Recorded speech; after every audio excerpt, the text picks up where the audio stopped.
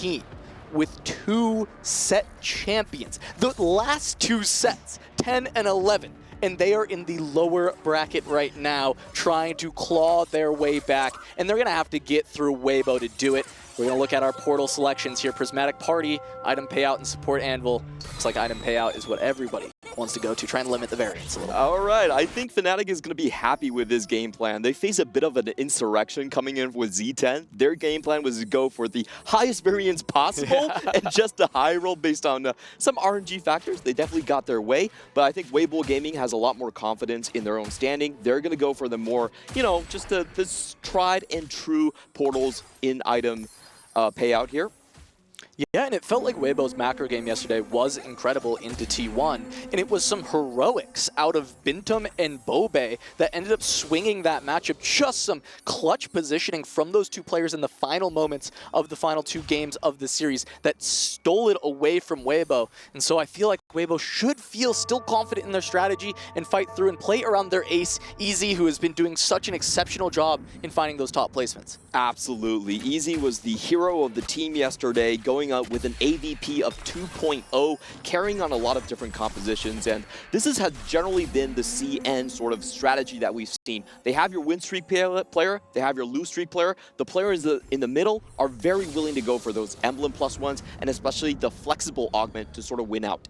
Yeah, and I think on the other side with FNATIC, you look at this roster, right? You've got the set 10 champion Malala, Vegas Open champion Malala. You have the set 11 champion Dish Soap. You have set 9 third place Weijin Iverson. And then Kiyun, who a lot of people would have looked at as, he's the outlier. How do you fit into this roster that has so many accolades? And yet, the carry performance from FNATIC in day 1 was Kiyun. He never fell out of that top 4. And he's showing that this is why he's there. He's showing why the FNATIC players were calling Kiyun the glue of the team. He is somebody who helps keep them strong and together. And he's doing a fantastic job playing so far at EWC. He's calm, he's good, he's very, very consistent. He's exactly what FNATIC needs. I will add, though, the big problem for FNATIC yesterday was that they did not have any first places in that series. And when you lose the tiebreaker automatically, it puts a lot of pressure on the rest of the team because you need to go +2 points in order to win. So that's the big question coming into this series. Can FNATIC engineer a win-out player? Can they funnel enough resources for them? Can they actually get those tiebreaker positions? Yeah, it's such a big deal because a lot of times we talk about how that 7th place player is actually such a big deal, right? The person who's able to just kind of deny the person who ends up going last and just sneaks past and gets 7th instead of 8th because it gets you that 1 extra point. But if you can't get first, as you said, you need 2 extra points. So suddenly the person who is doing their job, getting that 7th and avoiding the 8th and making the other team get there, it's kind of for nothing at that point because you can't find the point somewhere else in the overall placements, and it gets really, really difficult. And we saw, you know, Easy was the player for Weibo that was doing such a fantastic job in finding that first place and finding those capped out boards. And while we had Kiyun having really good placements across the board, as you said, FNATIC unable to find that first, and that's where we need to see them get that big improvement. Yep. If they can find a first place in game 1, take it home, I have to say that even though I've been a Chinese TFT stan for the entirety of my career, FNATIC coming in with their pedigree, with all their accolades, I would still say they're a little bit more favored in this matchup against Weibo Gaming. I think that would be fair. I mean, we look at CN and NA specifically, but the Americas as a whole is kind of the 2 best regions in TFT when we look at performance at international events, right? And they're going up against each other, but this is what should be the best North American team, whereas Weibo, there's an argument back and forth with like maybe Falcons being the one that we should be looking at as the best CN team. So if we're going to say it's all even between the 2 regions, you would expect that FNATIC should be a little bit better than Weibo. It would be more devastating if, for North America, if I think FNATIC was eliminated here. Let's just put it that way. Malala going up with a very good start, you know, already 2 upgraded champions with the Spellblades as well, which opens up that Bastion Scholar composition that we have started to see in the previous series. And this is a really good position for it, already having Zoe 2, Poppy 2 Spellblades, right? Like, this is kind of exactly what you'd want to see. And we saw a little bit of that 1-cost reroll, a little bit of the Scholars, but we didn't see a ton, right? It wasn't everywhere. It wasn't rampant in every game. I do feel like this is a spot where we should expect Malala to head in that direction. Yeah, we actually only saw the first time it was played in our previous series right there in the 1-cost reroll. So a lot of players have been hyping up this composition, but it's not a win-out type of comp. It's one that you want to pressure the opponent a lot and it really only works in the spell play condition. A lot of players aren't willing to go into this line. With Milala's start, though, I think it's perfect. He already has the correct augment, he has the upgrades, and he also has the tier here for the Scholars and the extra casting. Yeah, the nice thing about the 1-cost reroll versus all the 2-cost stuff is, even though, yes, your teammates can't pull 2 costs out of the pool, or 1 cost really out of the pool to help you, it's not very realistic with how big the bag size is, it's also just a lot harder to get griefed. It's very tough for the opposing team to actually grief your 1 cost all the way to the point where you can't hit. Absolutely, and you know, in stage 2, it's really important to kind of look at the charms they get, because there's things like Dehance and all ones that massively accelerate the composition. Sometimes you can just have 5 hits in the same shot, and you know, create that point where the 1-cost reroll, it's usually a top 3, top 4 type of composition. Suddenly, it's tempoing so fast, it could become a top 1.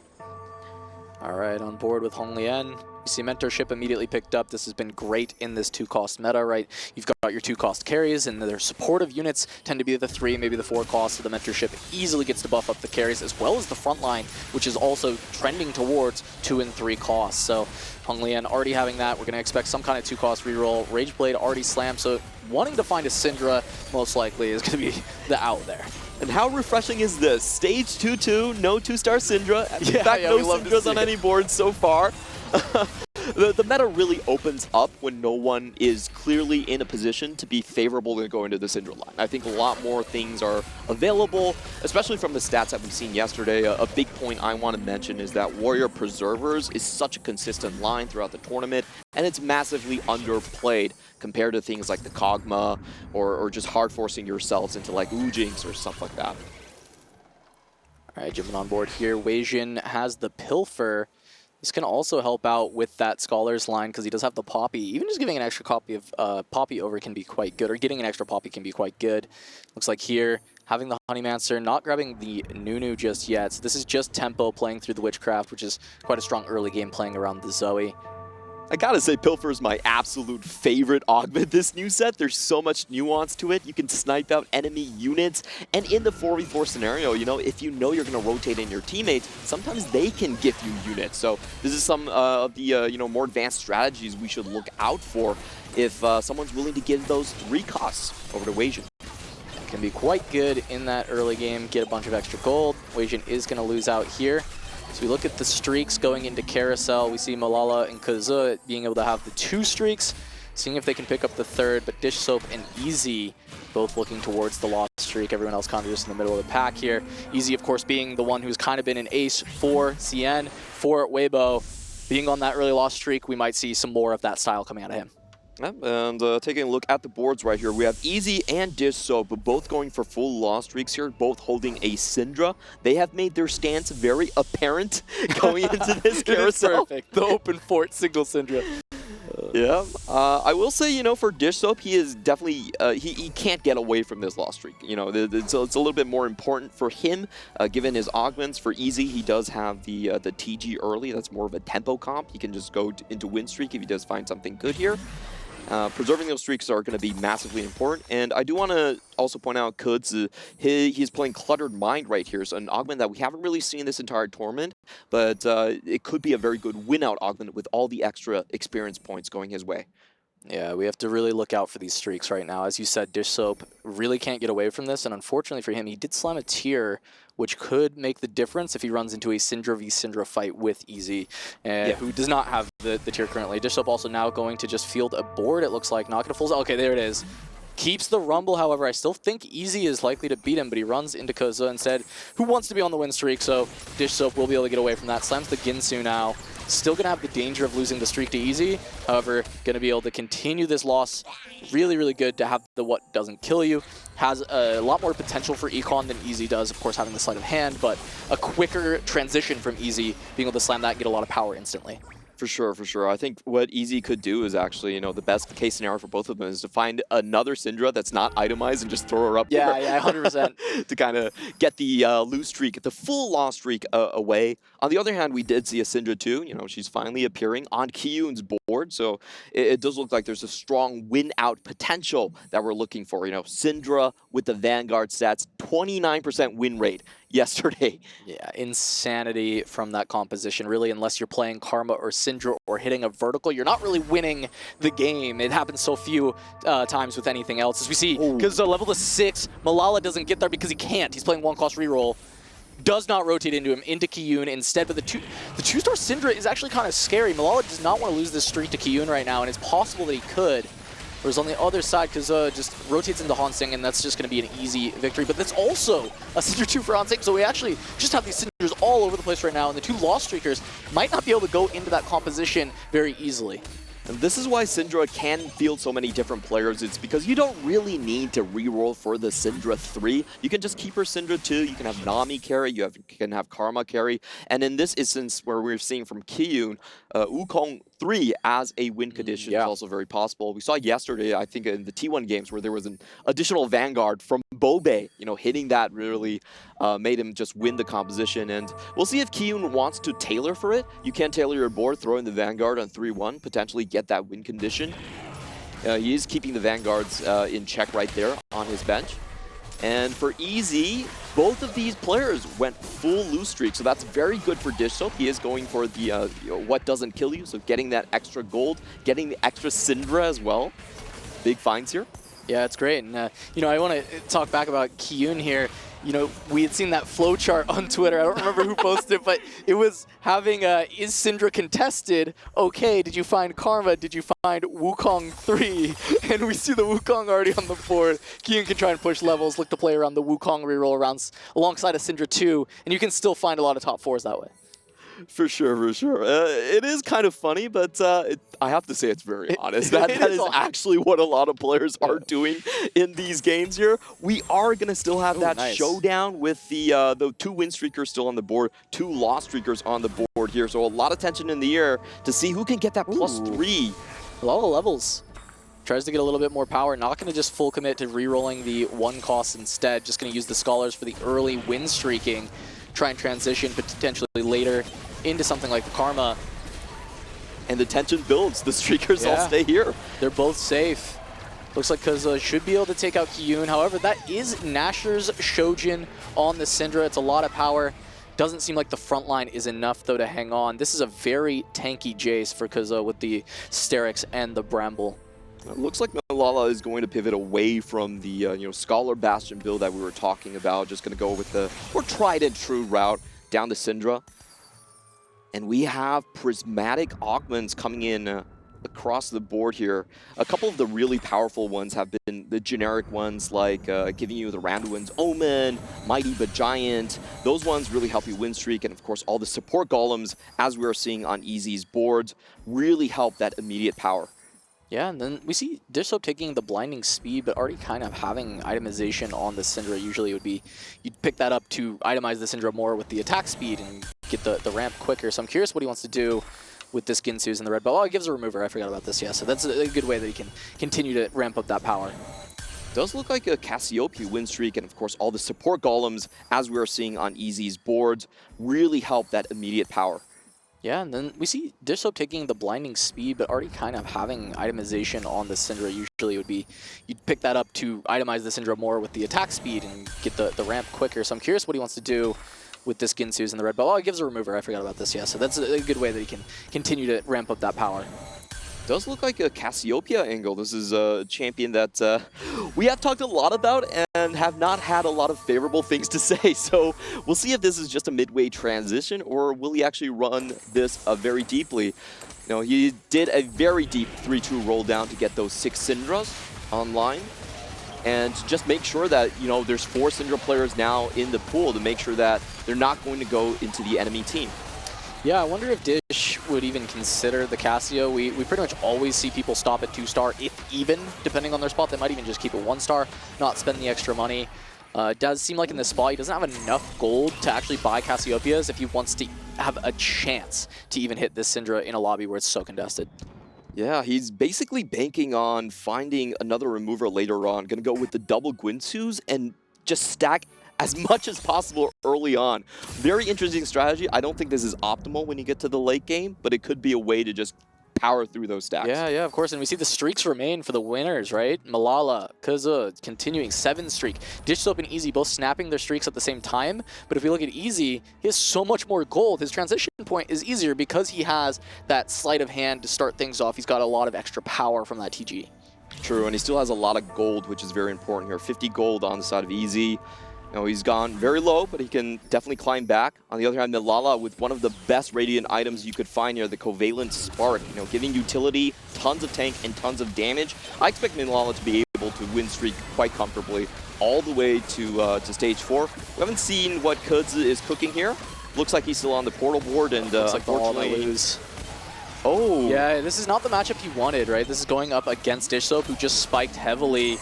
So Malala actually loses his streak to some friendly fire because Dish Soap also really doesn't want to lose. He needs to start turning this completely around for a win streak. True. Yeah, it's a little bit surprising. But Gozo lost his as well. Both win streakers going down at the same time, so no massive gold advantages being gained. Taking a look at the forecast here, Nami is going to be the premium one, a vital carry for the Syndra Vanguard composition. Dish Soap is going to snag that one up immediately. As for the other forecast, you know, these two, after watching Soju get Gwen 2 and then go straight 8th, you know, I'm not feeling too confident about this. Hide from it. To be a little bit more concerned about the Gwen, but I think there are still plenty of forecasts that are at least pretty solid, right? We saw Fiora actually being really instrumental on a lot of boards yesterday, finding a lot of power there. We even saw some vertical portal. I believe it was Weijin that was actually playing a decent amount of that, not the you know, full cap out, get 10 portal, that's definitely the high roll, but even just playing it just from the normal vertical. Tremendous amount of Syndra players right now. Basically all across the board, 4 Syndras. The pool has to be very depleted. We're seeing 12 Syndras being taken out here just from Hanshing and Dish Soap. So I expect all of them will have to consider going into more of a forecast-oriented win-out strategy. I don't think it's possible to get the Syndra 3. Yeah, no one should be slow rolling on 6 for this. This is absolutely has to be just pushing levels at this point. And we saw Dish Soap taking these items to try and improve, but he did have to roll down more heavily than most of these other players on 6. And so he will be stuck there a little bit longer. However, it has paid off. He's flipped his streak, whereas we saw, you know, Easy ends up getting to go to 7, spend some money, but he went win-loss, and we'll see where he goes from there. Dish Soap is looking like he should be able to hold on to a streak here. Yeah, he had what doesn't kill you. He has 6 stacks of it. Usually you want 8 for the extra component. But we looked at the army chart right there, and he had over 100 gold in terms of his board investment. So definitely going to be just going on the win streak route right here. On the other side, Easy, he has to turn the corner at some point. And it doesn't look like it's possible. Wasn't able to find that Syndra 2. Had actually rolled a little bit on 6 prior. Yeah, and that's where it's tough, right? We see Easy kind of in the same situation as, you know, Dish Soap going into it, but Dish Soap rolled deep on 6, hit the Syndra, found what he needed, and because there were so many out of the pool from Hanseng and Dish Soap alone, plus a couple other players still on that Syndra, Easy just not able to find it. We'll see what pivot he can make, but being on, you know, Ginsu Adaptive Shojin, there's not another unit in the game that would really love to use those exact items outside of Syndra. Yeah, it will be a pretty difficult transition out here. In the meantime, Weijin just going for this tempo warrior preserver comp. I've been talking about this a lot. I feel like it's massively underplayed. He already has 2 preservers on the board, and he hit really high on those golems, both of them being good melee golem items in the Zeke's Herald, and also just the new and improved Spite. Yeah, and Kiyun now the one on the massive loss streak, right? 6 loss here, not able to find a Wukong 2. Is just going to be on 7, but he has a lot of gold to work with. He's just lose streaking all of stage 3, and we'll see if he pushes 8, tries to go into something like a Karma. Immediately Prismatic Orb, though. What are we going to get out of this? Well, the Radiant items are typically the easiest ones to use for everyone. The artifact ones are a bit iffy. Okay, just to say that, he does get the artifacts. There are some good artifact options, I believe, for frontline Wukong. We'll have to see what he picks up here. In this type of situation for Kiyun, with a lot of lines we've seen is actually you want to alternate carry between Karma and a lot of the preservers. Some people even go for Zillion 3 in some instances. He's going for the level 8, but no Karmas. Has the Camille, but no Karma. Yeah, not finding the Karma. Finds Rakan. Just a Recon pair, however. Recon pair, Fiora pair. Pairs his Wukong doesn't actually even get the upgrade on it. And Lighting as you is said, very good here. A little bit awkward still having these artifacts, right? There's not a perfect place to put any of them. Yeah, artifacts is usually the one you want to see the least just because you're typically itemizing your tank and your carry already. So you might not even have the removers to make use of the new artifacts. Blighting Jewel is a good find because it does look like Kyun is going to go with the Karma composition. Right. You get the blue buff, you get Blighting Jewel. Don't build Morello if you already have Blighting Jewel, by the way. You're just griefing your damage. You're casting so often, you actually want something like the Archangels as the last item. All right, and we're going to see Wei Jin level up to 8 as well here, using that tempo very well. Has kept his HP high alongside Malala. Yep, gets both of his warriors here, just needs to get them 2-star. And the artifacts are a lot easier to use for melee carries for the most part. We already see him getting the mittens, so they can't be chilled. Everfrost is not going to matter. And they're also just going to move very, very quickly.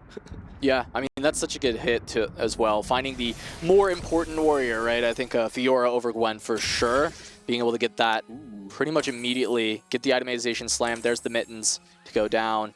And there's still plenty of items available that are going to work out for this Gwen. So Wei Jin definitely being able to put this together quite easily and should be a good way to play for a top 4.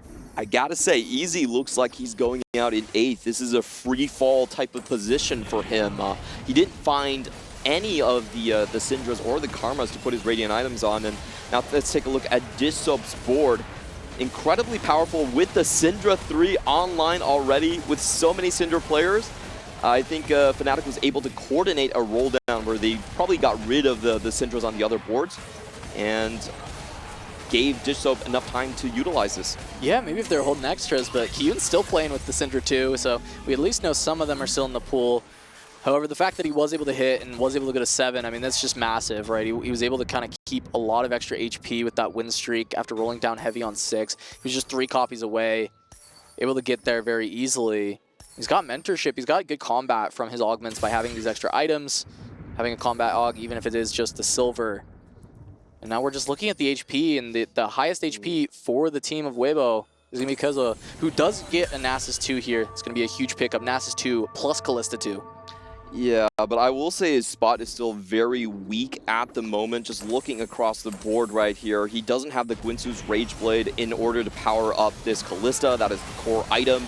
Instead, he's having to slam Mittens, which is preferably better on the front line here. So I honestly feel like FNATIC's game plan from here is fairly simple. You know Easy is in free fall. He's not really climbing out of that ditch. All you need to do then is just target the player with the highest win-out potential on Weibo Gaming, and you have this unlocked.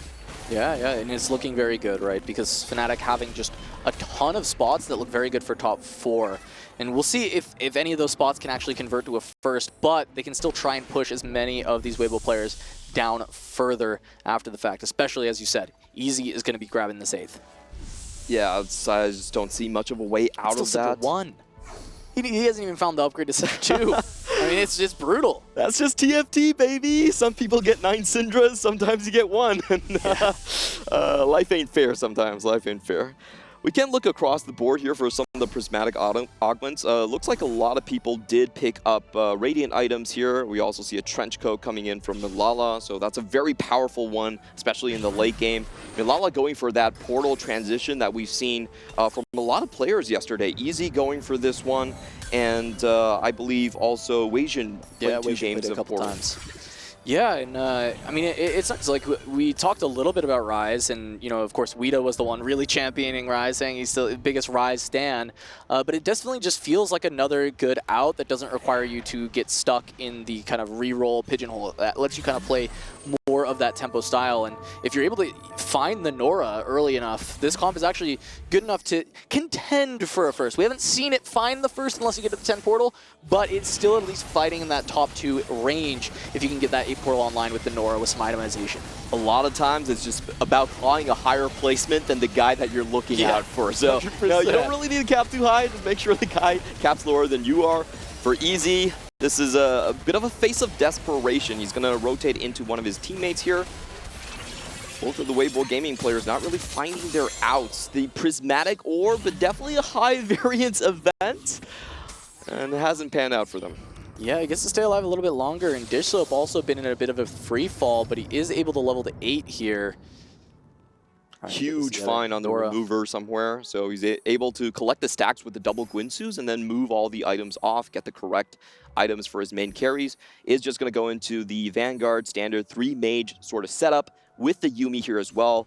Something I did want to point out is the Yuumi can actually draw aggro early on, which is, I'm not sure if it's intended or not, but you will see a lot of players, even though you think Yuumi doesn't do anything, they will play her in the front line. Yeah, it might even give you just one auto attack difference, but it can make the difference in a fight, so every little optimization you're going to want to grab. As now Dish Soap rotates into easy, and we might see our first elimination, as it seems like Dish Soap does have the overall stronger board. Frontline has gone down, but now the Syndra 3 is on to the Syndra 1, and I think we know how that should go, as Dish Soap will be able to grab this elimination, and Easy will be the first person to go out in this series. Big loss streak player for both sides, but I think Easy unfortunately didn't really get the extra juice out of his augments. He took sleight of hand, which is typically more played with tempo, definitely not as higher cap as Dish Soap, and Dish Soap rolled very aggressively for that Syndra too. We didn't actually see that coming out from the side of Easy. I think if Easy actually rolled for Syndra 2 at least to stabilize, he could have gone a lot farther. Yeah, I mean, even just trying to fight Dish for it at that point, right, so that Dish Soap doesn't get a chance to even go for this Syndra 3 might have been the better call, recognizing you're both in this spot, and you need to try and make the opposing player just go out in 8th versus, ending up in this spot where Easy did, maybe thinking he had additional outs, as we see a tome for Hanseng. Not exactly something you can use, and I believe this might have came from the Prismatic orb. It could have came from the last PvE round as well, most likely Prismatic. I just can't really think of what he would want here. We have seen some 6 Vanguard, but it's very awkward since you need to place one of those 1 costs back onto your board. So we'll see what he ends up doing. He's actually just holding on to it for now. Yeah, I'm wondering if there's any splash trait you can put in, but right now we're seeing Blaster and Sugarcraft as the options there, and neither of those make really much sense at all. Preserver is nice for the board if you can find it and fit another Preserver, but that's also not really fitting the board. It's really tough to actually find some use out of this, as you said, right?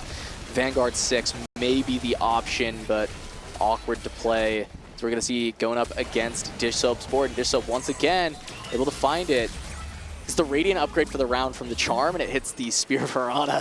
Absolutely brutal. Yeah, like, I gotta say, Dish Soap definitely had some high rolls this game, and the situation currently is, Dish Soap is most likely gonna win out, take that first place. Easy's already went 8th, so the game plan for Weibo Gaming here is they need all the rest of the players to go into the bot 4. Very difficult to execute here. They will need a lot of RNG coming in from the fight rotations. And for the rest of the FNATIC crew, it makes things a lot easier. Yeah. You just want to play for, maximum board strength, HP preservation, and, hope Weibo Gaming knocks themselves out. Yeah, and I mean, I do feel like the FNATIC team has been playing around a lot of these kind of more top 4 oriented compositions, right? We saw the Warrior Preservers, we saw the Portal composition coming through with the Rise 2 upgrade. We see the HP preservation. Yes, you look at this entire lobby, the HP is so incredibly close, but I think that bodes a little bit well for FNATIC considering their just average board strength. I don't think they're going to just get completely wiped out here, and it should buy them enough time, as we see Hanseng even going to lose to Kyun here in an incredibly close fight, but every single little win like this is so massive in the outcome of this game. There's just no potential chance for win out here from any of the Weibo Gaming players. We haven't seen Homeland's board in quite a while, so maybe we can check on that, see if they have a chance. But so far, it just looks like this board, I'm not sure if it's your favorite, but it's the favorite of the meta. The Syndra Vanguard board is once again gonna claim first place. Look, you got to do what you got to do, right? This is the best comp in the meta. You have to just find your spot. We see people testing it, fighting for it, and honestly, it's a little bit more interesting when you see the entire lobby fighting for it than when it's kind of in the solo TFT, right, where eventually people are just going to be like, all right, whatever, that person gets first, I'll just play for a top 4 to get my points. I think Honglian does have the conditions for a potential win now, but I'm not sure if he's hit his copies just yet. We just saw the flash on the right side where he has 3 support items, all of them melee focused and playing multi-strikers. So, this could potentially be some of a turnaround, and this is something that FNATIC still need to be very aware of. We just saw Milala actually knock Dish Soap down to potentially 1 life on stage 5. Yeah, that's pretty tough, and Milala having needlessly big gem and kind of a stall comp with the portal ends up working out really, really well. And the fact that he's able to beat Dish Soap is still surprising, though, because he's got his stacks on Syndra. Syndra 3, his front line is pretty decent, but he couldn't get there. Pause. That's not the game plan. Let Dish Soap win out. The rest of you claw for a top 3, top 4, and then you have this in the bag. But if they accidentally knock Dish Soap out, that could be massive. Well, as you said, they put him into danger, and if Honglian does have the conditions to actually win out, as you said, he's playing around the multi-strikers. He doesn't have cast in 3, but if he can hit it, he does have those frontline-oriented support items. He has the Akali 3, and there's a chance that that composition can take out Syndra. We've seen the positioning. Bintom did it over and over again to get that second place in the game to save T1 against Weibo. We can see the same thing from Honglian here if he's able to get the right positioning from these multi-strikers. Unfortunately, a bit of a low roll on the Carousel here. There was no good items for that Akali, so he ended up picking up a Gargoyles. Definitely not what you want to see in this comp. You just want more damage, more burst potential to go in. Doesn't have a Reforger either. So Honglian's spot not looking so hot here. Doesn't have gold for the combat charm. Yeah, and he's not able to find that last Kassadin. If he's able to find the last Kassadin, right, it's a completely different story here, but it does feel like there's a lot of boards in the game that can beat Honglian, and he's on 2 lives at this point, so he has to find the Kassadin right now. It has to be this next shot. Kuds is going up against Lala's board. If he loses here, he will be knocked down into 7th, and it doesn't look like he has enough damage to go through all these units. Look, it's the Nora 2 alongside the Rise. The damage is just massive. We don't even see the needlessly big gem pop, the portal not needing to buy that much time because the damage is just there, and that's going to be a 7th, 8th for Weibo. They need to go 1-2 to win, and Honglian is on literally 1 life. Wow, this might be a blowout win. What we mean by a blowout is you have 3 players on your team going in the bottom 4, and the game mathematically is already over. We're still going to play them out for sportsmanship, but you know, the rest of the time, FNATIC can do whatever they want. They can get drinks, they can talk about strategy. It's a very chill moment for them. And also, when we're in this spot, it means that Weibo Gaming, they have to go 1 and 2 in order to claw this game back. Yeah, and I mean, this is the FNATIC that we were hoping to see, right? Just being able to have everybody holding their own. They're all such strong players, trying to play around the win condition, looking at Dish Soap as the Syndra player here, everyone else looking to play tempo. And they're able to just make it happen in this game so far. Now we see Dish Soap gonna look to try and eliminate Honglian. Gonna do it. That's gonna lock it up. Just immediately, as you said, complete blowout. 6, 7, 8 for Weibo. FNATIC coming out strong. Yeah, this has got to be very cheerful for the North American squad right here. You know, they had a very tough matchup, a big upset coming in from Z10, but this time around showcasing that they have the coordination to go up against some of the best teams in this group of death. Yeah, I mean, absolutely insane, right? We saw how close T1 versus Weibo was. We know how good Weibo is, and the fact that FNATIC is able to have this first game be an 6, 7, 8 from Weibo, just being able to have all these players in the top 4. Looks like Hansing will be able to hold on and not let it be 4 FNATIC members in the top 4. That would have been absolutely demoralizing. However, should be able to bounce back. We know Weibo is a strong team, and just because this first game was so dominant does not mean this series is over yet. And I do want to mention the strategy that we see out of FNATIC here. They're actually not forcing the rerolls that hard. 3 of these players here are going for 4-cost-centric compositions, which I think have been underutilized throughout this tournament. A lot of times, holding the 2 costs can be very detrimental. You can surely say they all branched out from potential Syndra starts. That is true. But their endpoints, they have these different avenues that they can play for. The Warrior Preservers we're seeing on Weijin's screen right now. The Portal coming in from, I believe, Milala. And, you know, Kiyun, I think, going for more Karma-centric comp. Well, it's such a great way to do it, right? You use one of the 2 costs that wants to be rerolled, and ideally Syndra, because it's the most dominant one. You're taking copies out of the pool because you're just running the unit because it's strong enough. And then, as a team, you all go to 4 costs and you go to different 4 costs.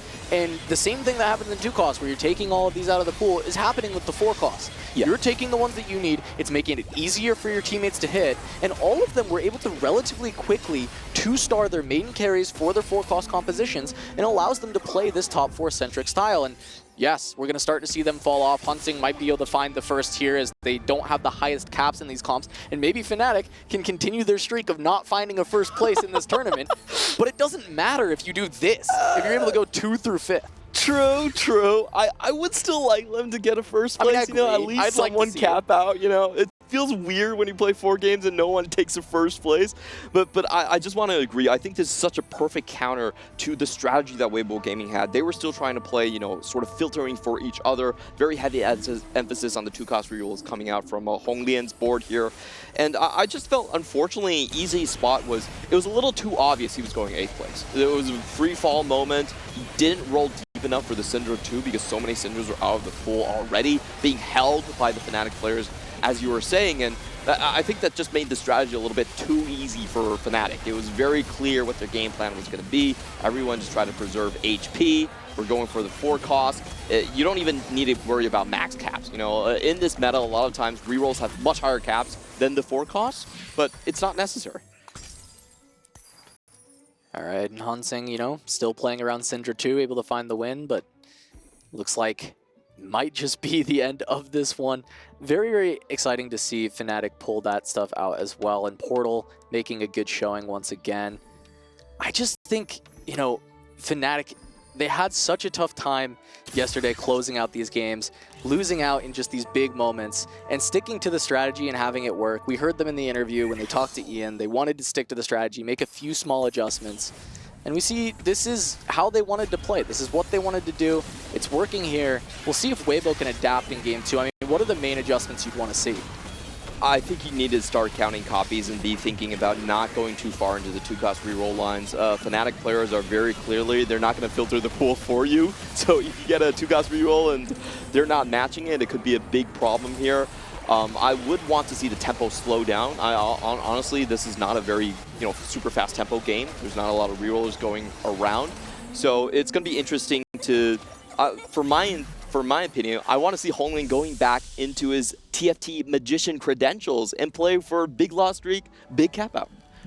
All right, yeah, put Honglian in that zone instead of maybe Easy where he's been in before, because we can't see the 2 loss streaks. But Easy wasn't just playing from loss streak when he was having his success yesterday. A lot of it was from the win streak in the early game and then just being able to cap out from there. So Honglian, you know, we know he is a legendary CN player for a reason.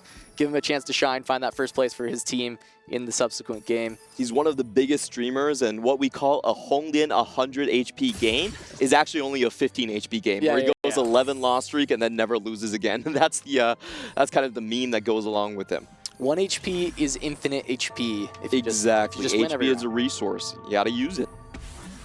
Hansing able to at least get the morale victory, finding a first place in this one, it looks like. Weijin does buy the dragon here. Maybe he can actually win a round. It's been pretty tough. Hansing has just been winning everything, but Fiora's made it to the back line. Is going to jump away from the Karma in Syndra, though, and while the dragon is buying a lot of time, it looks like it is buying enough time. We will at least have one more fight here, Clement, but we'll see if the charms are still enough for Weijin to actually get the first place for FNATIC. It could happen. Make us a little bit happy. Yeah, I do really like Weijin's board here. He does have the chill, the artifacts onto the warriors here. Desperate plea by Hansing. One more fight. So maybe 2 more fights if Weijin's able to find this. We have seen Prismatic Orb into Prismatic Orb before, you know, in the championship. Yeah, so yeah, we have. I think it could happen. Well, and you even called out this Blighted Jewel Mittens being a pretty solid combination, especially with Blighted Jewel being able to go in the Karma. We have Mittens for the front line. I mean, it really does increase the cap of this board. It makes it pretty reasonable to be able to take out just the Syndra 2 instead of the Syndra 3. And in terms of cap strength, I definitely favor Weijin's board right here. He also has great support items with the extra attack speed. However, it does look like his his warrior on the left side just being completely wiped out by the damage. I wonder how many stacks we have on this Syndra. Going into 6-6, you know, usually if you have like over 150 stacks, it's Desperate Plea wasn't even needed. Well, without the dragon, Weijin not able to hold up on the front line against this composition, and that's going to be Hansing taking that one. But FNATIC will be taking the first game of our series. They just need 1 more to be safe for the time being. And Weibo now on their tournament life. 1 more loss and they are gone. They will have their dream shattered and their key shattered by FNATIC. really brings a whole new meaning to I have a crush on you. This is going to be really tough. Weibo Gaming, of course, they qualified as, they didn't have to go through the qualifier. They had the most QP points coming in, so there's a lot of pedigree on these players, a lot of championship appearances. Honglin, as we talked about, a massive star in that region. Now fighting for their tournament lives against a jubilant FNATIC. I think they have all of their confidence back. They know their game plan has worked. I think they're just going to continue with the same thing. Yeah, all smiles, all confidence. Saw them today at lunch. They seemed very excited about the game. They did not seem stressed at all. All smiles, all confidence, no first places, but we'll see if they can continue that streak but still win, or if they'll actually be able to clutch up and find that when they need it most in these upcoming games. So take a look at some of the highlights. I think some of the highlights for me is just the 4-cost-centric gameplay. We haven't seen a ton of this coming out of many teams at all. Toronto Ultra, maybe the only other team we saw doing it very aggressively because they were playing that early tempo and then just kind of pivoting into these 4-costs because you're not playing 2-costs if you're just pushing levels as fast as possible. And we're seeing that be successful once again for an America squad. You don't have to be the fastest person in the group or running away from some of the big predators like lions or grizzly bears. You just need to be faster than the guy next to you. That's kind of the game strategy that we see out of FNATIC. A lot of 4-cost centrics, not exactly the highest cap in this meta that we've seen, but enough to get the job done, and they finish with a blowout win versus Weibo Gaming. All right, and with that, we got our first game done, but we're going to be having more coming up. Game 2 of FNATIC versus Weibo coming right up after a short break. Don't go anywhere.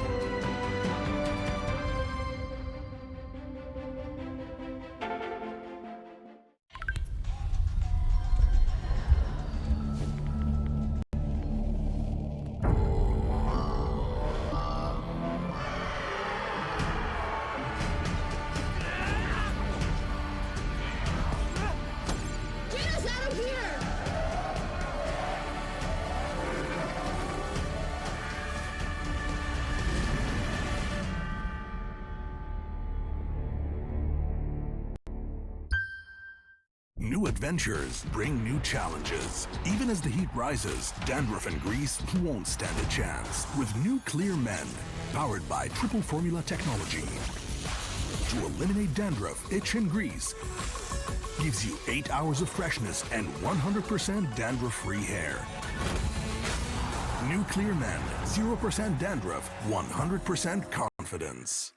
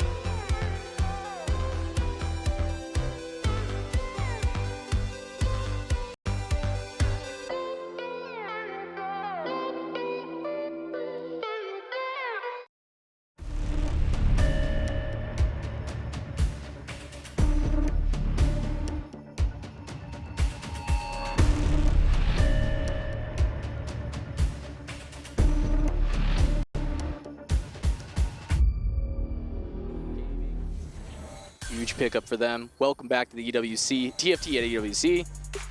Got FNATIC taking the first win over Weibo Gaming. Huge pickup for them. Coming out strong. Both these teams we did not expect to be in the lower bracket. However, now Weibo is on their final life in this tournament. A real confidence booster for FNATIC here. You can see Kiyun smiling so happily on his screen there. And unfortunately, a lot of low rolls coming out on the Weibo gaming side. No Cassidy 3, not even a Syndra 2 going into those final stages there.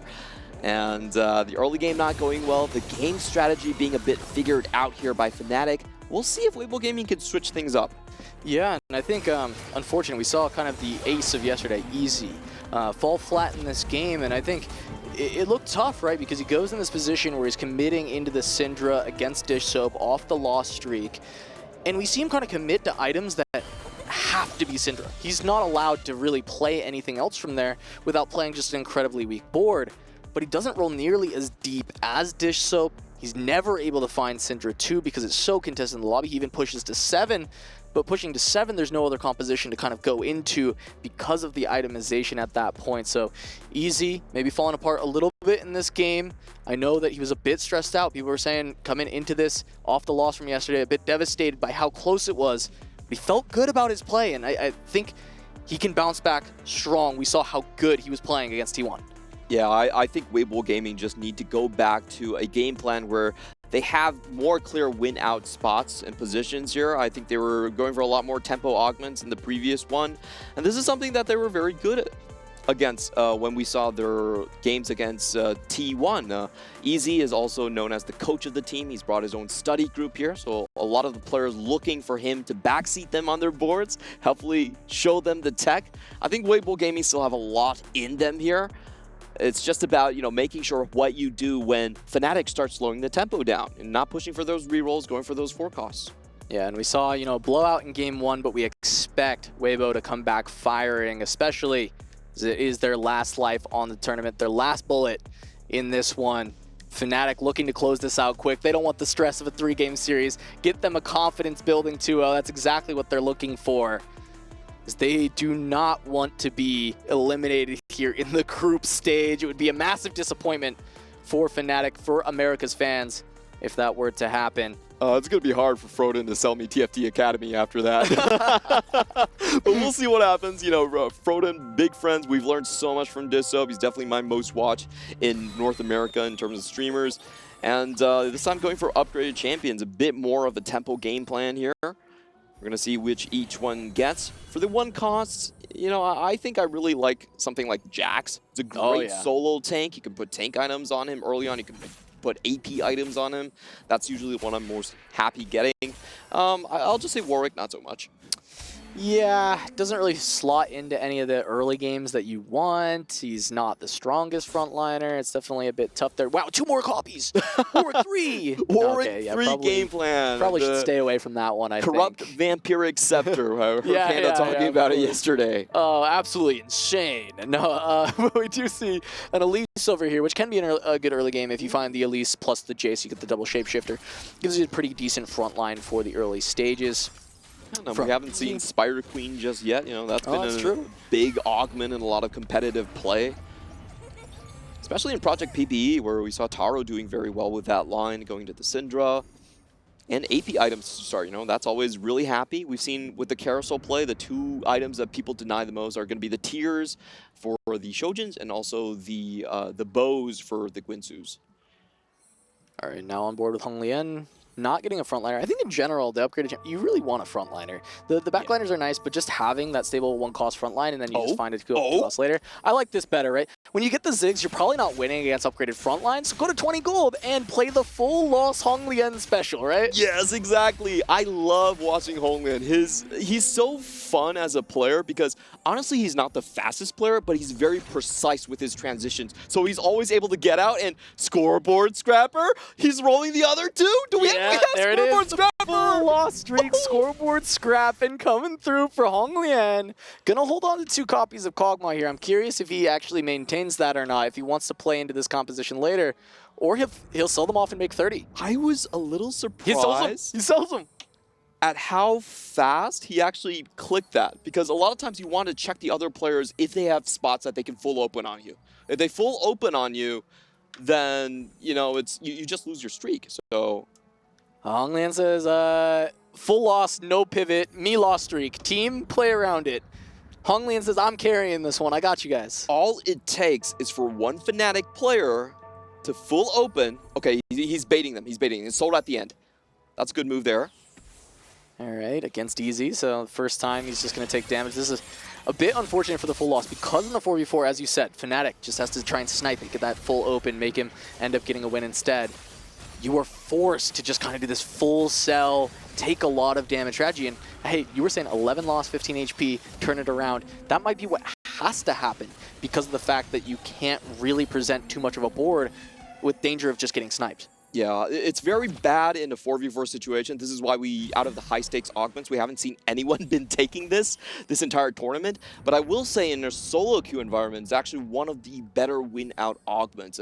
One that might get nerfed in the future. Ooh. Very good with the Warrior Preserver line later on. Bit of a low roll here on the support Sentinel. Kind of tough to have Gem because it's going to walk up. It's probably going to die in the first 15 seconds. You're not really getting the support item out of it. I will say the Gem has been retooled to be quite good statistically. Really? You get flat That's damage surprising. amp at the start, and it also goes up to 25%. So you get 15 early, and then you get 10 early, and then it slowly ramps up. So I guess 10's enough, yeah. I mean, it's still pretty strong. If you had a good Vanguard front line like you see here, and every second that Golem stays alive, you get that extra damage in here. Of course, he's not going to win out. He hasn't leveled up. Going against Weijian's board here, which is one of the best boards in the portal. Yeah, I mean, that's just going to be an easy win. We'll have to keep an eye on the potential loss streakers from FNATIC because those are the ones who can look to grief Honglian. Right now, just Malala and Weijian with the early losses. Just so, kind of a high roll with the artifact here. I actually got the Suspicious Trench Coat. Do you want to know the tech? Yeah, what's the tech this time around, right? We had Lissandra last set for some cool stuff. Yep. What can we do with Suspicious Trench Coat now? So the current tech in China is you put it on Nasus, and once he casts, he actually takes HP from everyone. When he splits into 3, he takes HP from everyone around him again. And he can take up to, I believe the numbers is 2,600 HP. From everyone. Yeah, that's absurd. Targets. Yeah, that's insane. So what he wants to play for the combo here, I'm not sure he's going for it, but if he wanted to play that combo, he just needs to find a couple more Protector's Vow, make sure the Nasus can get chain cast on, and it just devastates any front line. I want to see it. I hope Kiyun knows the tech here, has the early trench coat to make it happen, right? Oh, Kiyun, sorry, yeah. And as you said, yeah, Protector's Vow, it's always been a nice combination with trench coat. Just you get the auto cast as soon as you pop out as well. We'll see if it can get there, but for now, just getting the Elises. If they can get their casts off early on, that's a lot of extra HP for this front line. It should be a great way for Kiyun to keep a win streak. Yeah, Kiyun's board is looking absolutely disgusting right now. You have 3 upgraded Elises in the front line. Also, the Shapeshifters coming in with the Jace as well. So I expect him to win out quite a bit. I know I've said that a lot of times, and instantly just something else happens. Works, right? You say, oh, this guy will win out 100%, and they'll lose immediately. All right. First look at Honglian here. He, still hasn't committed a lot of things to his board. Is sitting on an open cloak. Yeah, and a lot of gold with the scoreboard scrapping happening already, right? 40 gold into the carousel. Very ahead of the curve, having all that extra gold from the early game. Oh, yeah, scoreboard scrapper. Sorry, I don't know why I was thinking fortune favors the bold, but of course this is significantly lower risk. You get your 80 AP every round going forward. And mainly it's just been a Warrior Preserver line. So, if he does get his loss streak broken, it's not as cataclysmic. No. Sorry, I just got a little bit confused with the augments here. It's still troublesome if he does, though, right? He needs to stay on the low half of the scoreboard, which at this point will be pretty easy because he did like full open for a while. But also he's going to need a lot of gold because if he's playing into that 4-cost line and he's losing so much HP early on, he does need to be able to hit as soon as he hits 8 and try and actually full transition. Oh, Kudz might be going back onto the win streak now. Great setup for the Syndra Vanguard line that we have here. On the imposing end, Easy also trying to play strong win out. 100 HP, should get it here. Sleight of hand, a 2-star Mordekaiser. Yeah, looking at Kiyun, going to try and keep the win streak against Malala, who is currently carrying a Twitch, which we have not seen a lot of in the early stages of the game, but, if that's what you've got, that's what you're going to play around. Has the Twitch and the Namzi, playing around the early Hunters. Because yeah, once again, it's just going to be the win streakers staying on top. Easy, probably more in the comfort zone at the top of the tables with the win streak. The only blasters or hunters line we've seen has been played with lots of emblems, double frost emblem. You know, we heard Z10 talk about yesterday. Actually, Geek talked about yesterday. No, we're not playing frost hunters again. Probably not of the lines. Not one of the lines you're going to expect. 3 out of 4 Weibo players being able to keep a full streak right now. Big econ advantage for the side of Weibo, especially if Honglian and Kuza do not run into each other. And if Easy is able to take out Hyun, that would also be massive. Looks like they're safe on the lost streak front. I wonder if the win streakers are fighting each other or not here, because Honglian should definitely be able to lose this one. On the other side, Hyun versus Easy, that is going to be at the top of our tables here. Hyun does have that trench coat. If we can see these Elises go into spider form once again, it will be massive. One of them gets denied. Saves a lot of HP, and this is a Mordekaiser 2. I did not even realize. He scales as 2 the stars fight so goes longer on. huge. Yeah, he's been casting so many times. Every time he casts, he gets 10 additional AP, and that feeds into his shields. And again, no focus fire early on to the Mordekaiser means Easy is going to run away as the only big win streaker. Yeah, and look at that. 3 5 streaks into Krugs for Weibo. Already a massive advantage for this team. And we'll see if FNATIC can find a way to come back, if their spots can be strong enough to contend with just the econ advantage that's going to exist here. Yeah, and if we look across the board here, there's a lot of tempo going into it. Honglian sticking to multi-strikers most likely, and we have the Vanguard Syndra coming out from Kuzi. So 2 big roll downs that are going to happen very soon. You know, there's a lot of different ways that they could do these roll downs. One strategy you can employ is one person roll downs first, take the champions that they want, then the other one goes in afterwards to kind of get the filter down. Yeah, we'll have to see if they employ that strategy or if they just decide to roll at the same time, try and race FNATIC on any of that. 50-50 Honglian. He didn't need any more money, but he'll take one more. Yeah, he'll take one more gold. 69 sure. HP, more than enough to work with here for Honglian. We've seen him, I've seen so many times in games where he just goes down to 10, 12. Very exciting stuff happening here. Oh, not even worrying about the pre-level, just going to straight up level 2-6 here. Put a little bit more power on the board. Gonna do so off interval. Easy. This is a bit of an awkward round for him. He's not rolling the best items in his front line, but it's okay. He's got Honglian, so both of them are gonna preserve their streaks. Yep, and Honglian maybe leveling to 6 will let him kill a unit, but it's pretty tough against Easy's board with that Mordekaiser in the front line. It's gonna be interesting to see where Easy goes with this line. He has the Mordekaiser too, which leads, you know, most of the time to believe going for the Syndra line, of course, but we have Kuzi already on that line, set up with the Syndra 2. So how will they pivot out of each other's way is going to be a big thing here. Second augment selection coming up. Just going to be golds once again. Looking for multi-striker +1. That would be the best option for him. He has done the correct setup here. He's already tailored his augment, so there's a pretty good chance. I don't think he's going to go for a golden quest, though. But he's so rich. He has 63 gold already. That is true. I will say the problem with golden quest is a lot of times you can hit something like the... Wait, he just took it.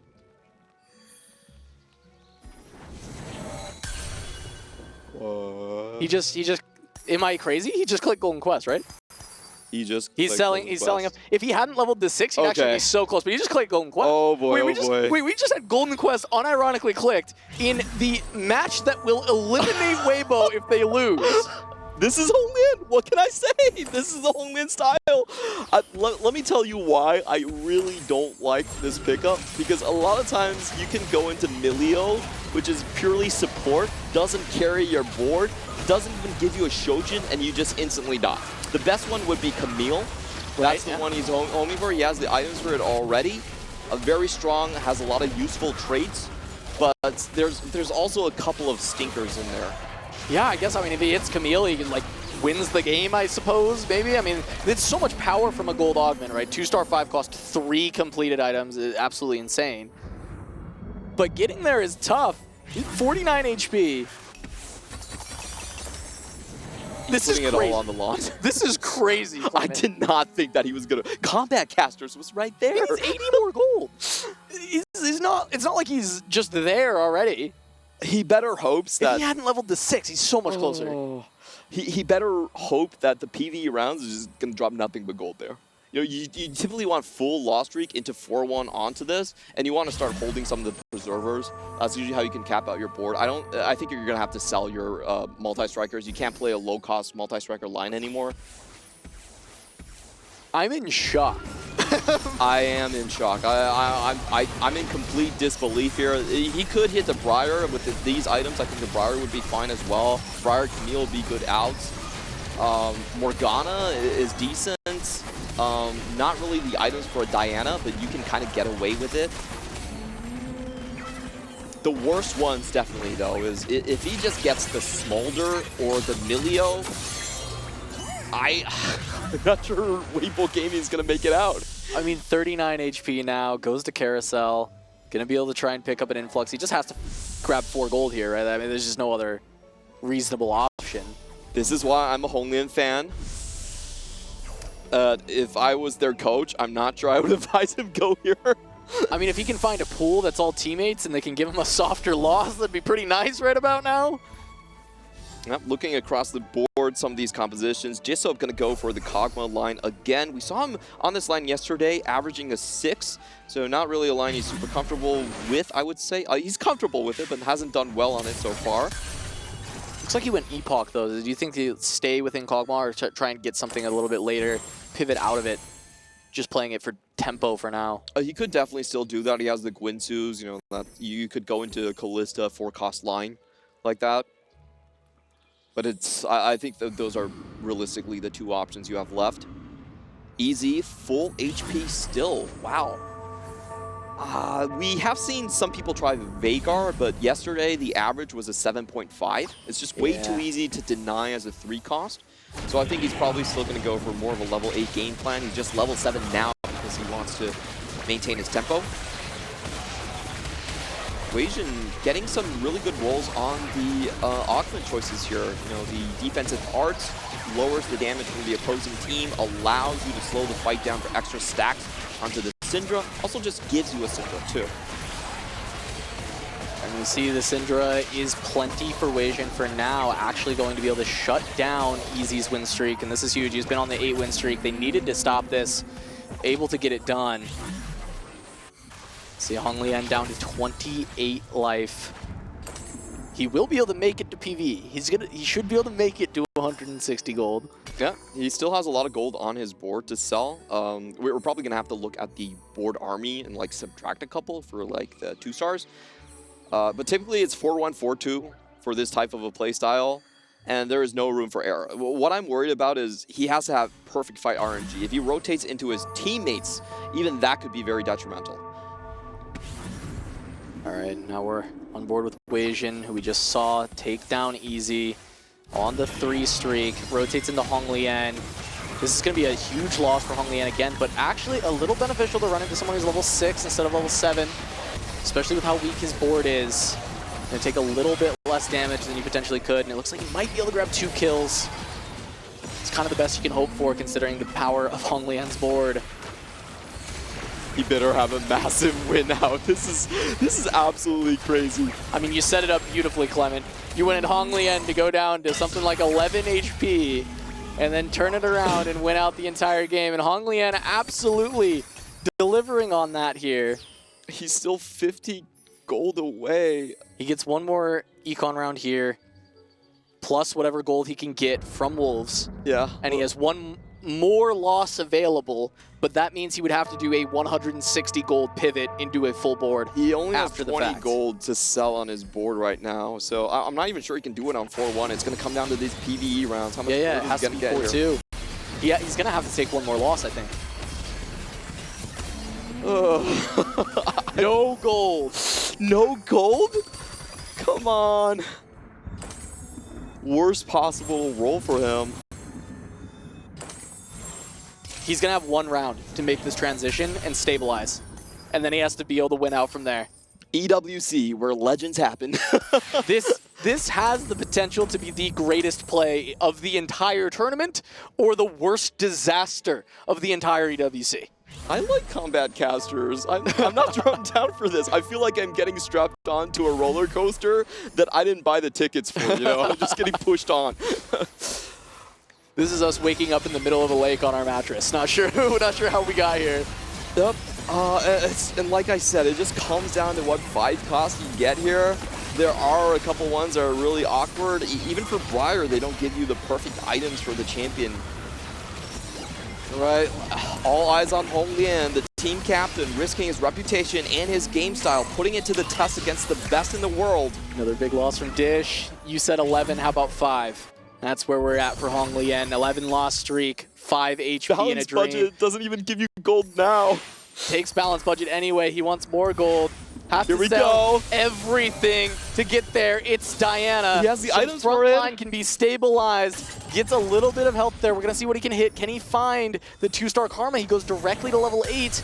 Not able to find Karma, not able to find Preservers just yet. Missing everything. There's a Smolder, a Taric. Can he put together some Bastion frontline? Gets the pair.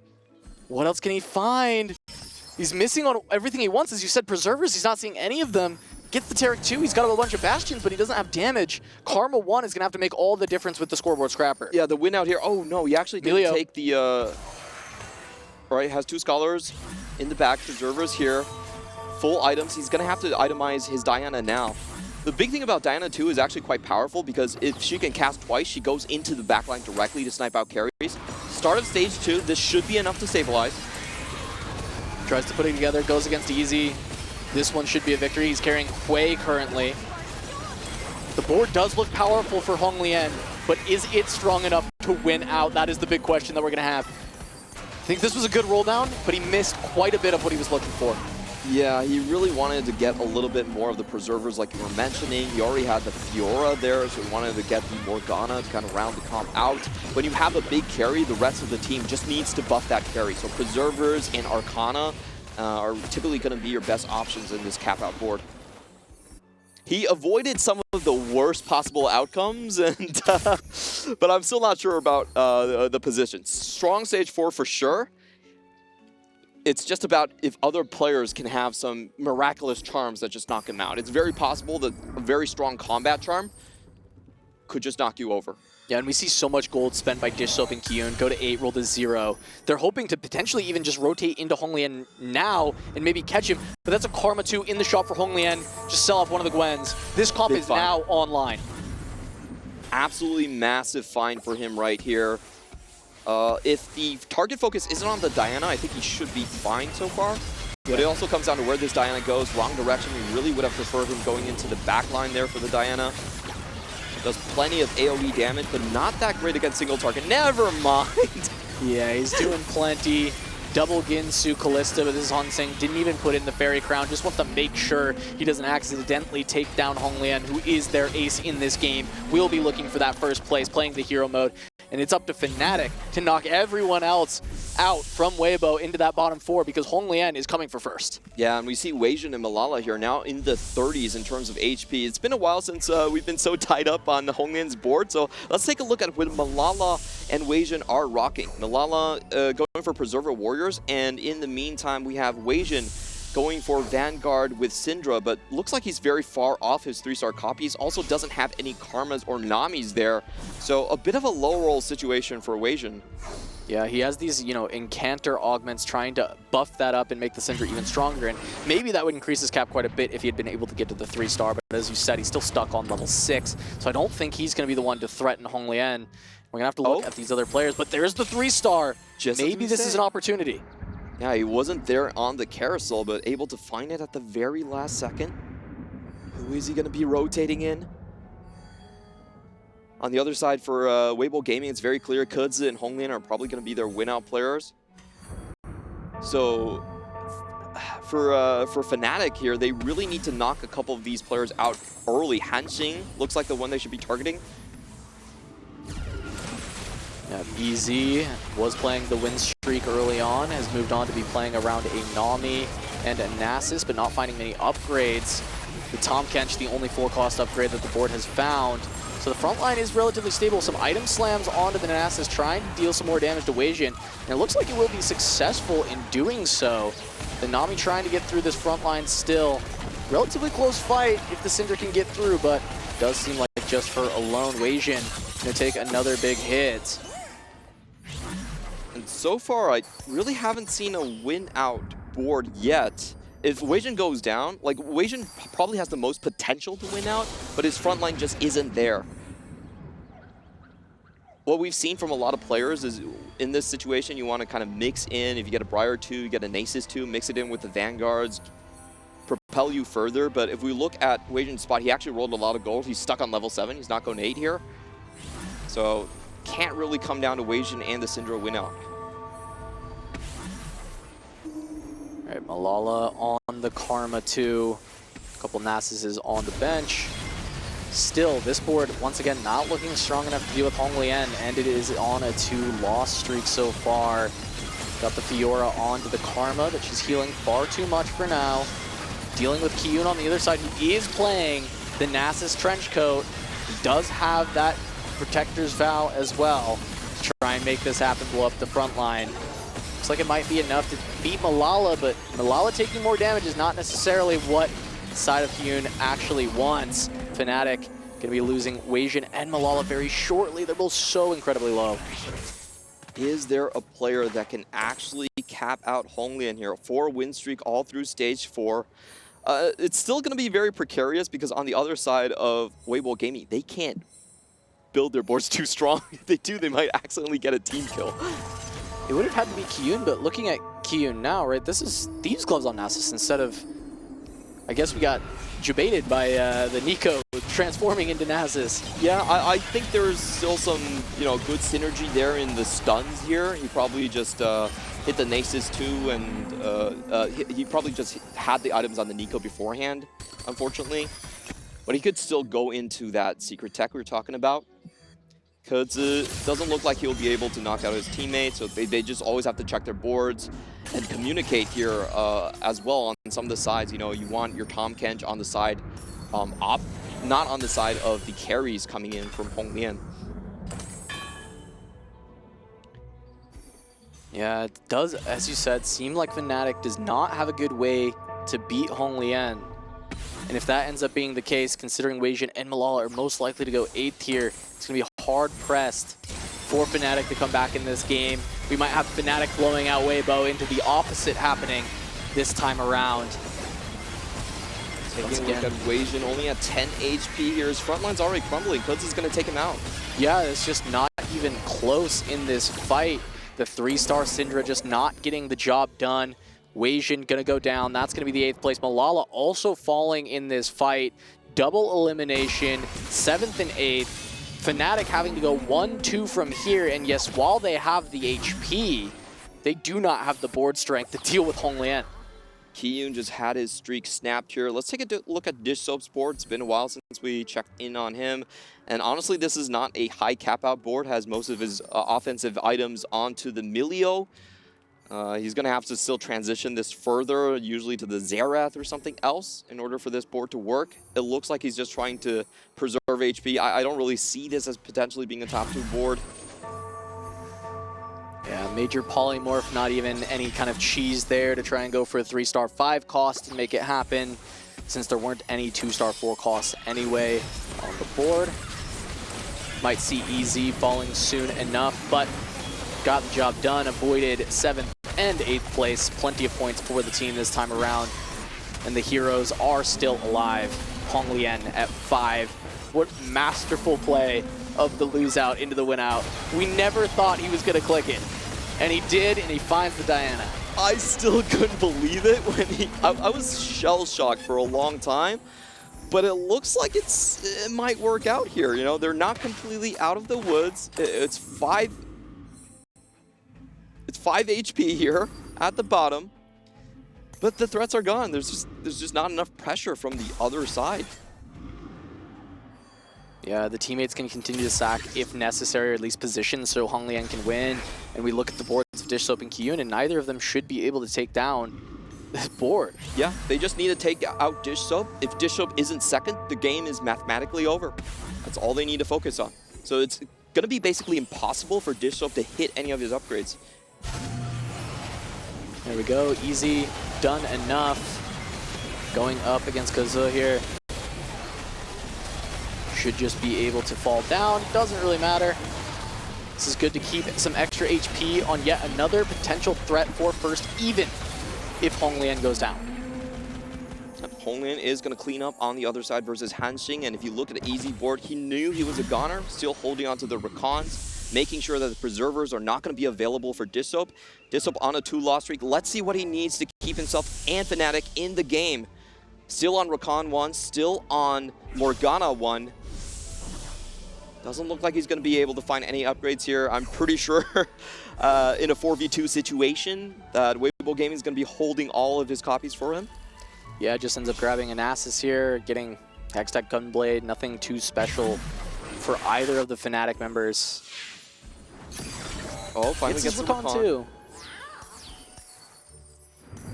But he's on 8, rolling to 0 every single round, looking for Morgana 2, looking for Ryze 2. And even with those hits, I don't think he's winning the game. Epoch will come around if he can live to 6-1, get a little bit of extra gas in the tank. But even then, I just don't see a world where he's beating Honglian. Yeah, and it's not just Honglian either, you know. In this type of situation, Kiyun might need to sack to keep Dissoap alive. If you accidentally kill Dissoap, then the game's just over either way, so... Well, we might see it here going up against Hanxing. Dissoap, Emilio, going to give items across the entire board. Everything's itemized, but is it tanky enough? The upgrade on the Recon should buy a lot of time, but the damage just isn't quite there because the Ryze is still only 1 star. Trying his best, but his best does not seem like it is enough. It's going to be the Kalista taking it down.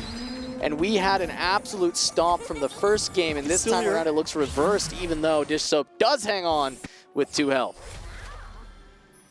The last hope for FNATIC here. Where are those Morganas? How can you not find a Ryze? Desperate plea. Probably has to be the easiest one. Desperate plea. He's holding on to neutrals. That's huge. That's huge. In this type of situation, it's really important to see what kind of combat augment Kiyun might have picked up. If he has a powerful combat augment, he could knock out Honglian. It's been a while since we've taken a close look. That's probably the best scenario for them. Knock out Honglian, send someone to 5th place, and have Dissoap in the top 2 players in the top 4. You open up a lot more win conditions.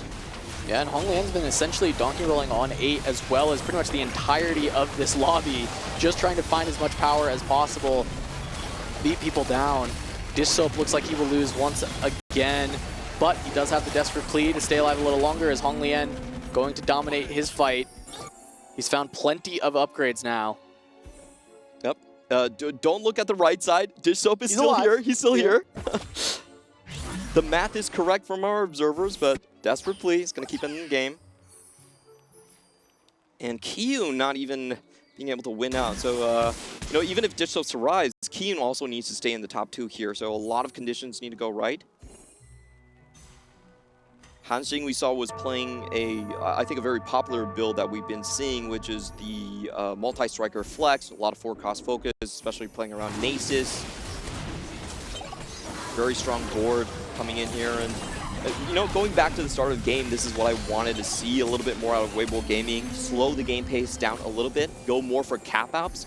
You know FNATIC has not been able to go first place in any of their games so far. So maybe make that the centerpiece of your strategy. I mean, it's how Z10 beat them, right? Yep. Z10 played for a lot of cap-outs. They were able to go 1-2-7-8 in one of their games as well to win. They've been able to do it a couple of times just finding those first places right throughout the series. They went first every single game. And so finding that way to play for that high variance, that high cap out, Honglian does it here. Still not guaranteed to win, but he has put himself and his team in such a great position. Yep, Morgana 2 still not found. Ryze 2 is coming in, but... And then we see the sack from Kiyun. Yep. Well done by FNATIC. Good team play, as Honglian is probably going to have to hit one of his teammates exceptionally hard here by a little bit more space. And if Dissoap or Kiyun can find, as you said, a charm to turn the tides, make something happen. Honglian almost goes down. Ooh. It makes it a good loss, but he still takes out Kazuha. Okay, that's a big sigh of relief coming in from FNATIC. Again, because they went 7 and 8, they need to go 1 and 2 for the rest of these 2 players. And desperate please. He can't afford a charm. Yeah. Desperate Pleas are going to be absolutely huge here if any of the players pick him up. He just fought Kiyun, so he should be going up against one of the Weibo Gaming players here.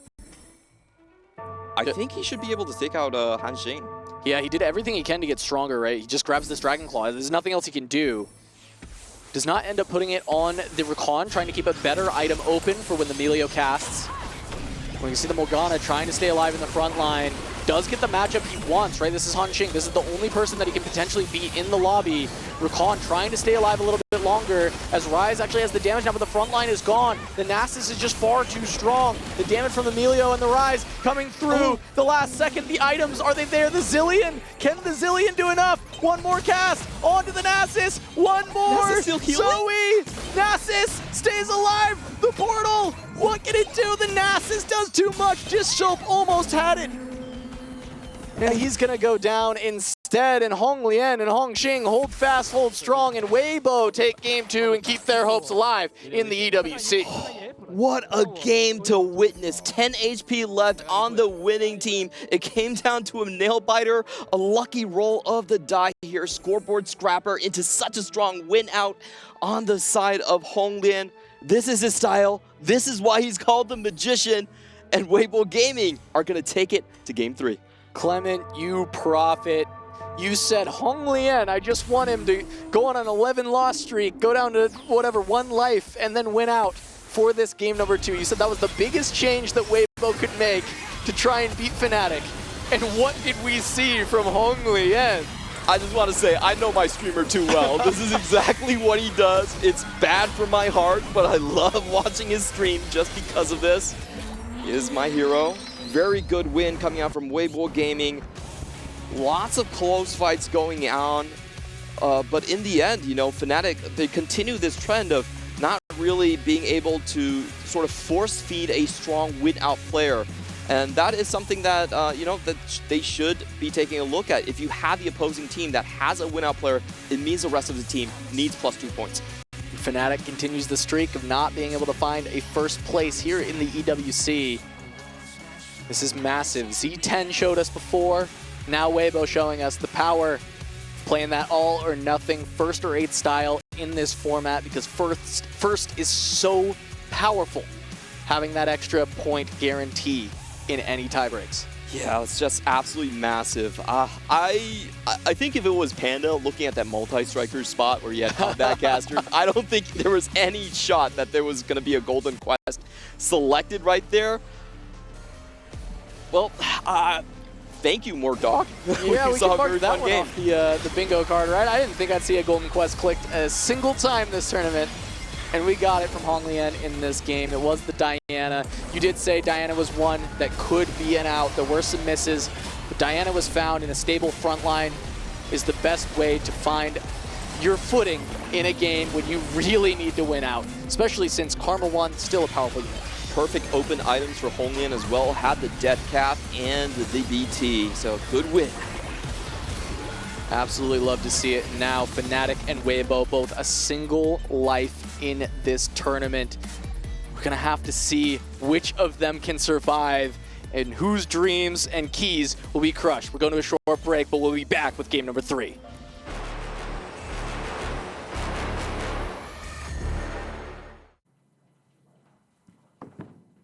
All right, you join me as I embark on an impossible mission here at the Esports World Cup. You know the Club Championship trophy? One of the sexiest trophies of all time? I'm going to get my hands on it. I'm going to be the first person in history to lift it in the air. But I can't get caught as I go on this mission. Hold on. Right, I don't actually need this. We're going to keep on going, because up here is a stage that I don't have access to, but I've been told that the trophy is somewhere in the vicinity. Let's take a quick look around. Look, see? The stage is currently not in use. We're good, we're clear. There's nobody here. Look, look, look, look. They're just getting set for something else.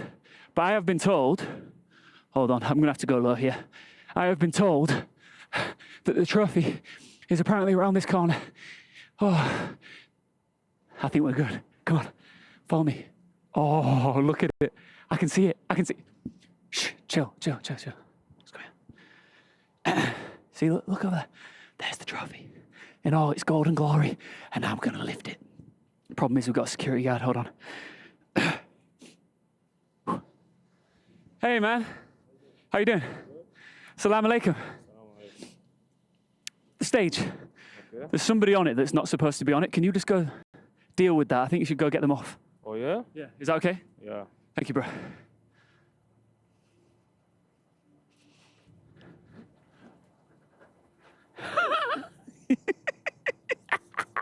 Look at it. Look at this. I could kiss it. And I'm going to lift it. I'm going to lift it in the air right now. Be the first person to ever do it. Let's go. Oh, shit.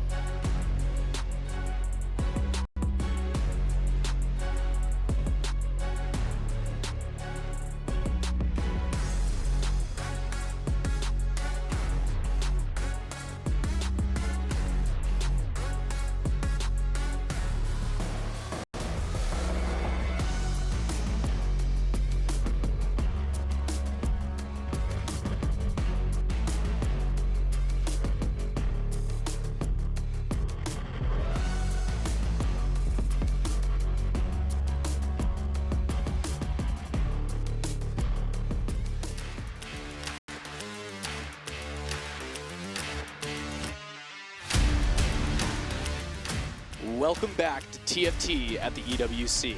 Casanova and Clement here on the cast for the final game of the series between FNATIC and Weibo Gaming.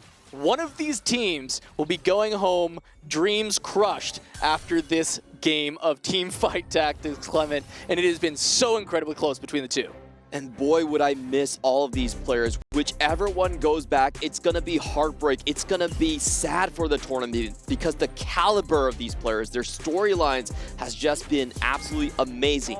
2 global champions on the side of FNATIC, on the side of Weibo Gaming, 3 players that have represented their region, China, going all the way into the global champions as well. And their team captain brings it home. My style, my way, high risk, high reward.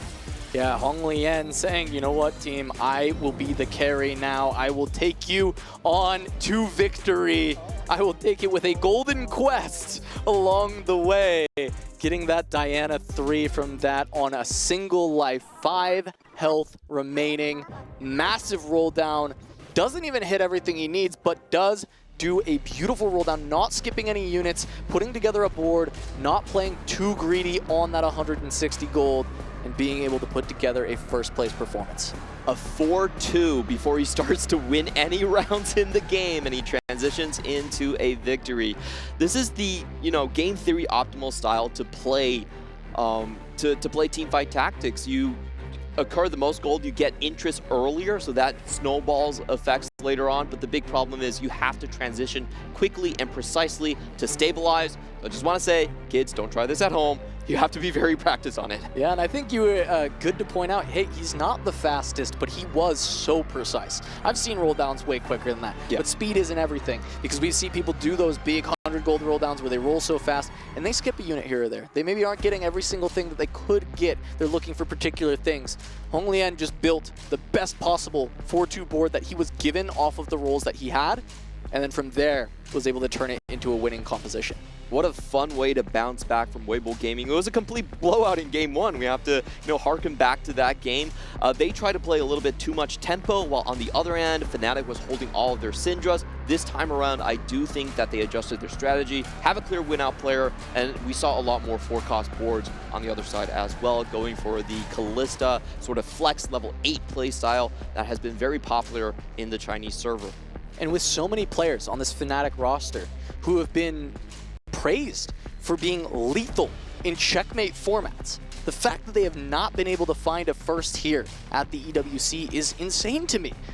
all of them have needed to win checkmate formats in the past. Weijin having one of the highest first place rates in the North American tournament circuit of all time.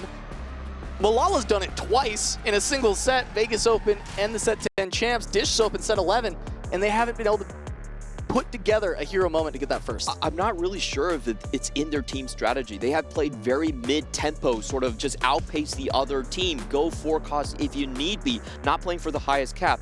The thing about having a designated ace on your team is you have to coordinate it very well around it. Honglin could have been knocked out in any one of those rounds in the previous game. They all had to make sure that their boards weren't strong enough to beat him. And you have to do that a lot of times when you have an ace player. You might be playing from a big lose streak. You might be playing from high-stake augment situations. So I wonder if can FNATIC pull it out here, because it's so important. We haven't seen them do it, but against Weibo Gaming, you can't just let the magician run away with it. And I believe that FNATIC can. When we talked to them before the event, they said that they don't have a single player that's playing like an ace. They don't have a single shot caller, but they pick it based on the spot. And any of these players is capable of playing a win-out spot for first. We just talked about it. They're all good enough to do it. So if they see that spot, I am confident that they can piece that together. But it does, as I agree, not seem to be in their macro strategy. It seems to be they want to play this tempo, and it worked beautifully in game 1. Game 2, not so much. It's going to be super exciting because FNATIC has to shift gears up here as well. What a great best of 3, you know. Best of 1, a lot of it comes down to random luck, but in an extended series, you see the teams battling back and forth with stylistic adjustments, going for each other's throats, and into the game we're going to go, you know. These teams have been pretty mundane when it comes to portal selection. Do you want anything spicy this time? I get the assumption that in the 44, none of these teams are going to go for anything spicy, except maybe like Z10 or something like that, where they really like playing into that variance because they think they're good enough individually to just make it happen. I don't know that I see either of these teams picking a high variance portal, and there's not a huge option for it other than Radiant Item, and everyone's going to stay away from it. Loot Sub is the other option, but 3 champions. We're going to get some more boring portal selection here, Clement, which I know you're so happy with. Yeah, that's definitely going to be true. Loot Sub is I think it would open up the meta a lot, though. It would, yeah. Yeah, a lot more spatulas being thrown out here. And this is part of the sort of Chinese team style that we've seen. A lot of their players in the middle of the pack do tend to go for alternative lines with emblem +1s, give you those open routes, and not try to congest on the 2-cost rerolls. All right, we just look through these openers. 3 champions. It's just going to be extra gold. So someone could look for that open fort, make a lot of early extra gold here. We look at Hanqing holding on to a Veigar. As we mentioned, it just really hasn't worked out so far. The 3-cost reroll being too easy to grief, not really allowing for this composition to shine. It was averaging, what, was 7.5 in the previous day. Terrible. Just not able to get anything going. Yeah, you have a much lower cap compared to champions in the 2-cost range like Syndra. Also, there's only 18 cards in the 3-cost card pool, so the enemy team could very easily deny you your 3-star chances. Every team that we've seen go into the 3-star lines have honestly regretted it. All right, the full sell there just to make 10. Hansing finds a pair of Jacks. Jack's one of the 1 costs I think has performed the best. Just absolutely insane tank. And then just leads you into that multi-striker line if you want to go for it. We could be seeing a lot more, I think, 4-cost centric lines here. It is going to be a gold opening here, so if you have a good gold opening augment in 2-1, you could just go straight into leveling. I think this is something that both of these teams actually prefer quite a bit this time around. I was doing the stats yesterday and looking at the 2-cost reroll lines, it was over 50% of the meta. All right, well, these are some of the most important 2-1 augments of these players' careers. This is an elimination match in the EWC. You do not want to be going out first. There's so much prize money on the line. And we're seeing the potential for a prismatic ticket, but a movable object fits more in the strategy we've seen out of FNATIC. Very good tempo augment, very strong for win streaking. But Kyun potentially looking for the win out with the prismatic ticket, trying to play that hero, maybe go for Syndra, go for the 2 costs. Definitely going to be heading more towards these low-cost rerolls. That's typically what we've seen. We heard from Alan yesterday they were trying to get a prismatic ticket 3-star Taric to win the game. But that's Z10. Z10 has their own style. Z10's a little wacky. They got it done, though. They made it happen. But also looking at Dish Soap, that's level up. This is another augment that's kind of looking towards more of the win streak, or not the win streak, the win out style. Yeah. Trying to push those extra levels. Oh, and Weibo getting some very unorthodox lines here. The Frost plus the Hunter. You know, Frost Hunters is a line that was very strong in PvE. Then people realized it just wasn't actually that good. Only played once here, but he does have the augments for it. We even heard in the interview from GK playing some Frost line and not really being happy about it, never playing it again, said sorry for playing Frost. However, Weibo's kind of pushed towards this, right? You Frost Hunter. You can't ignore two emblems. You have to play Olaf, right? You have to play around this Olaf. You have to find the items that work for it and try and make it happen. I wouldn't be too happy with that emblem. I'll just put it that way. Sure, no, absolutely not. But maybe, I mean, if this is a hell of a time to have to make that work. Yeah. And try and play into Olaf, who has been the forecast that even in our pre-show yesterday, you said was one that everyone was going to ignore, no one wants to play. And I think that's been correct throughout the entirety of this tournament. But now we've got a signal that it's just going to have to happen. This is a very good start coming in from Dish Soap. He has 3 Eldritch, 3 Multi-Striker, one of the best openings you could ask for, and also hit a Neela too. So even though he's going for a level up, which is, you know, usually a level 9 strategy, he's going to be very healthy early on. Yeah, playing high tempo, slamming items, right? And slam this adaptive helm, and just try and make sure he can win as much as possible, go full win streak, make gold in that way. And when he pushes levels later on, level up is going to make it so Dish Soap can actually push to level 9. We see a lot of people stuck on level 8 all the time in the current meta, just trying to roll down, get as strong as possible, take the other players out. But Dish Soap actually will be able to push that just a little bit higher. It's very important in this meta. Typically, we see the 4 costs as being underpowered. You really want a lot of the 5 costs on your board. Xerath Arcana is a great way to kind of cap everything out. And Diana, Briar, they all have big CC chains to go after that Syndra. So, you know, sometimes level up, level 8, but in this meta, definitely level 9 is the goal here. Another Indomitable from Hanxing. Yeah. And Malala just going to be able to grab the upgraded Randuins. We saw this as an option as well instead of the golden ticket for Kiyun, or the prismatic ticket, that is. But Kiyun ends up not going for it, plays Lost Streak, plays for prismatic, whereas Malala takes it and tries to play for win streak. And we have seen this Quick start level up quite often here, trying to preserve his win streak. I believe this side... Okay, so this is Malala with Indomitable. Look at that support golem. That's Moonstone Renewer plus a Randuin's pretty solid pickup. Moonstone you want to live a bit longer, right? But with Randuin's it'll be like second row, so you'll have a little bit of time with the Renewer. It's just a lot of tanky stats, and especially for the early game. It was pretty ridiculous to try and keep a win streak. Surprised that there was a loss earlier on. Kudzu also finding a Neela too, so a lot of people having some luck with this character. One of Bintum's favorite. We saw this being an alternative line yesterday where, because everyone's going for 2 costs, you can go for the open Neela. Yeah, it was 4 copies already. It's a ton of copies of Neela already hitting the boards of these players. Looking around at the augments.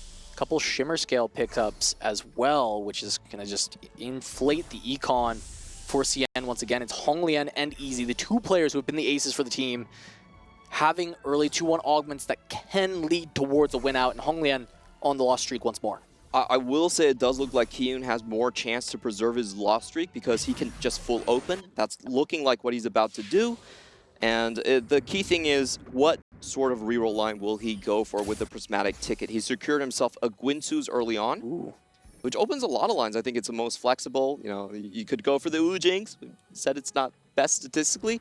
And of course, good old Syndra is there with the double Vanguard here. It's just going to be about if Honglian or Kiyun is going to sell their board. Honglian probably cannot sell his because of the Mughals Mail. Yeah, and Kiyun finds the Wukong. I think potentially he wants to hold that and potentially go Syndra Wukong as the way that he actually rolls down for, because Wukong 3 is such a powerful way to win out as well.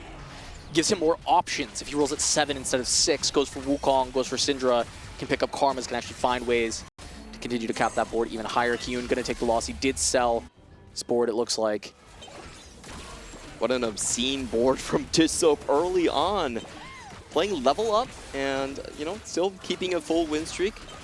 Let's see who's going to be contesting. Easy doesn't look like he's going to be holding on to his. Yeah, Malala able to shut that down. Huge as Malala had just lost, being able to grief another streak in the game.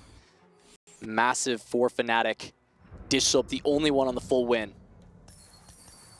A very strong start for FNATIC here. As we talked about, Kiyun can grief Honglian. I don't think Honglian can really do anything about it. So if they have the matchmaking right, then they just cut off the ace from the previous game. Look at that Swain 2 that was picked up on the Frost board. Wow. That's so big because this composition, it's not the best, right? It's really not that good, but if you can keep tempo in the early game around a Swain 2, get an Olaf on a good cadence, he could probably play for a top 4 because having the 2 emblems buffing up that unit, that main carry, even if it's not the best carry, it's still going to be a lot of power, a lot of stats. And you can just stat check people if you're able to find it. I think the most important one is going to be play for 2 Frost. That's what we've seen, at least in Project PBE. 9 Frost is a decent win-out condition, but even 7 Frost does lag behind. Dish Soap looks like he's going to be able to just kite through this matchup quite easily. On the other hand, Honglian, I think Honglian did win his matchup. Honglian leveled to 5 and won there, so I think looking to pivot into win streak immediately, maybe recognizing that Kiyun was in his pool, didn't want to play that lottery, and instead made the board strong and said, hey, if I'm going to run into Kiyun, I'm going to hit him hard. Yeah, so, you know, he's probably on 47 gold, so doesn't mind just going into the win streak. Of course, he still has to preserve that win streak in order to make that play worthwhile. Meantime, Hanxing just going to go for the Kog'Maw reroll line. This is a very hotly debated issue amongst a lot of players. Yesterday in the stats, it had a 22% top 4 rate. So very, very bad in the stats. But when we ask the players, they say that it's not about how good you do on it. It's just to make sure that you're better than the opponent's team's Honeymancer line. Yeah, of course, right? Just try and send them 8th. Get whatever placement you can scrounge up from there. And because Kog'Maw, I think a lot of teams are starting to not want to go there, it might open up the ability for Kog'Maw to kind of come back into the meta, rotate back in, because teams will avoid it a little bit more, and you might find a lane where you can actually play it open. Yeah, what we've heard from the players is they still believe in the line, they think it's very strong, but it's one of the worst lines to play if contested. Doesn't look like anyone's going for the Honeymancer there. In the meantime, Kiyun with the full loss streak going into multi-strikers. And let's take a look at the Frost Hunter board. This is a board that I honestly haven't had that much experience on it. Usually you want to... The issue about this board is most of the Hunters are low cost. So you want to play a reroll line. But in the meantime, you also need to go wide and very tall in order to fit the Frost line in. So it's a very awkward line. I haven't seen it being optimized yet. Yeah, rough matchmaking for FNATIC as well. Dish Soap on the 5 streak. Weijin was just building up this 3 streak with a lot of tempo on Frost. One of them has to lose it here, and that hurts the team just in general. Both of them really wanting to maintain this. We see it looks like it will be Dish Soap doing so, and that might be for the best. Weijin, with this setup, is just trying to find the highest placement he can, right? He saw this Wandering Trainer. He knows he's stuck into Frost Hunter. It's not going to be the winning line for his team, but if he can find something good, make it happen, that's all he needs, right? 5th, 4th would be incredible for Weijin's spot. It's actually pretty big here, as the chance for gold augment's not that high after Prismatic, so it means that the Wandering Trainer has a good chance of finding an emblem to boost his comp up even more. Gold augment is most important, I would say, for multi-striker and also for Frost Hunter. Those 2 lines, a lot of emblems open. Big roll down coming in on the side of Kiyun. He's missing everything right now. Does find the Wukong too, but he rolled so much gold and it's just a pair of Syndras. There we go. Not the roll down he wanted, but he does find 6 Rumbles, gets a Syndra 2, which can be enough, right? And gets the Wukong too. So the board is at least upgraded. He can break his loss streak. He should be able to win for a little bit. And he has the Ginsus ready to go. Didn't really catch what he got out of Replicate, but there's no tears here, so it's not going to be able to get that Shoujin's in just yet. This should be decent for stage 3. I haven't really seen any board that should be able to cap this. Hanxing, you know, hasn't rolled down yet. Stuck on that Kog'Maw too. Don't think he's... Oh, maybe. Okay, never mind. Dish finally going to lose his win streak, it looks like there in our picture-in-picture. Easy going to take him down. So not going to be able to maintain that throughout stage 3. Unfortunate, since Weijin just had to lose that one. But Weijin lost another round afterwards, so not able to find all the strengths he's looking for. This, Shimmer Scale into Epoch. Easy looking for that cap out as well. Yeah, going for more of a, slower level 8 strategy here, getting all the gold he can. And this is a very good board on 3-3 as we see the rest of the gold augments being selected onto the left side. Cud's going for keepers, which does signal more of a melee build here. We're going to have to take a look at what that is.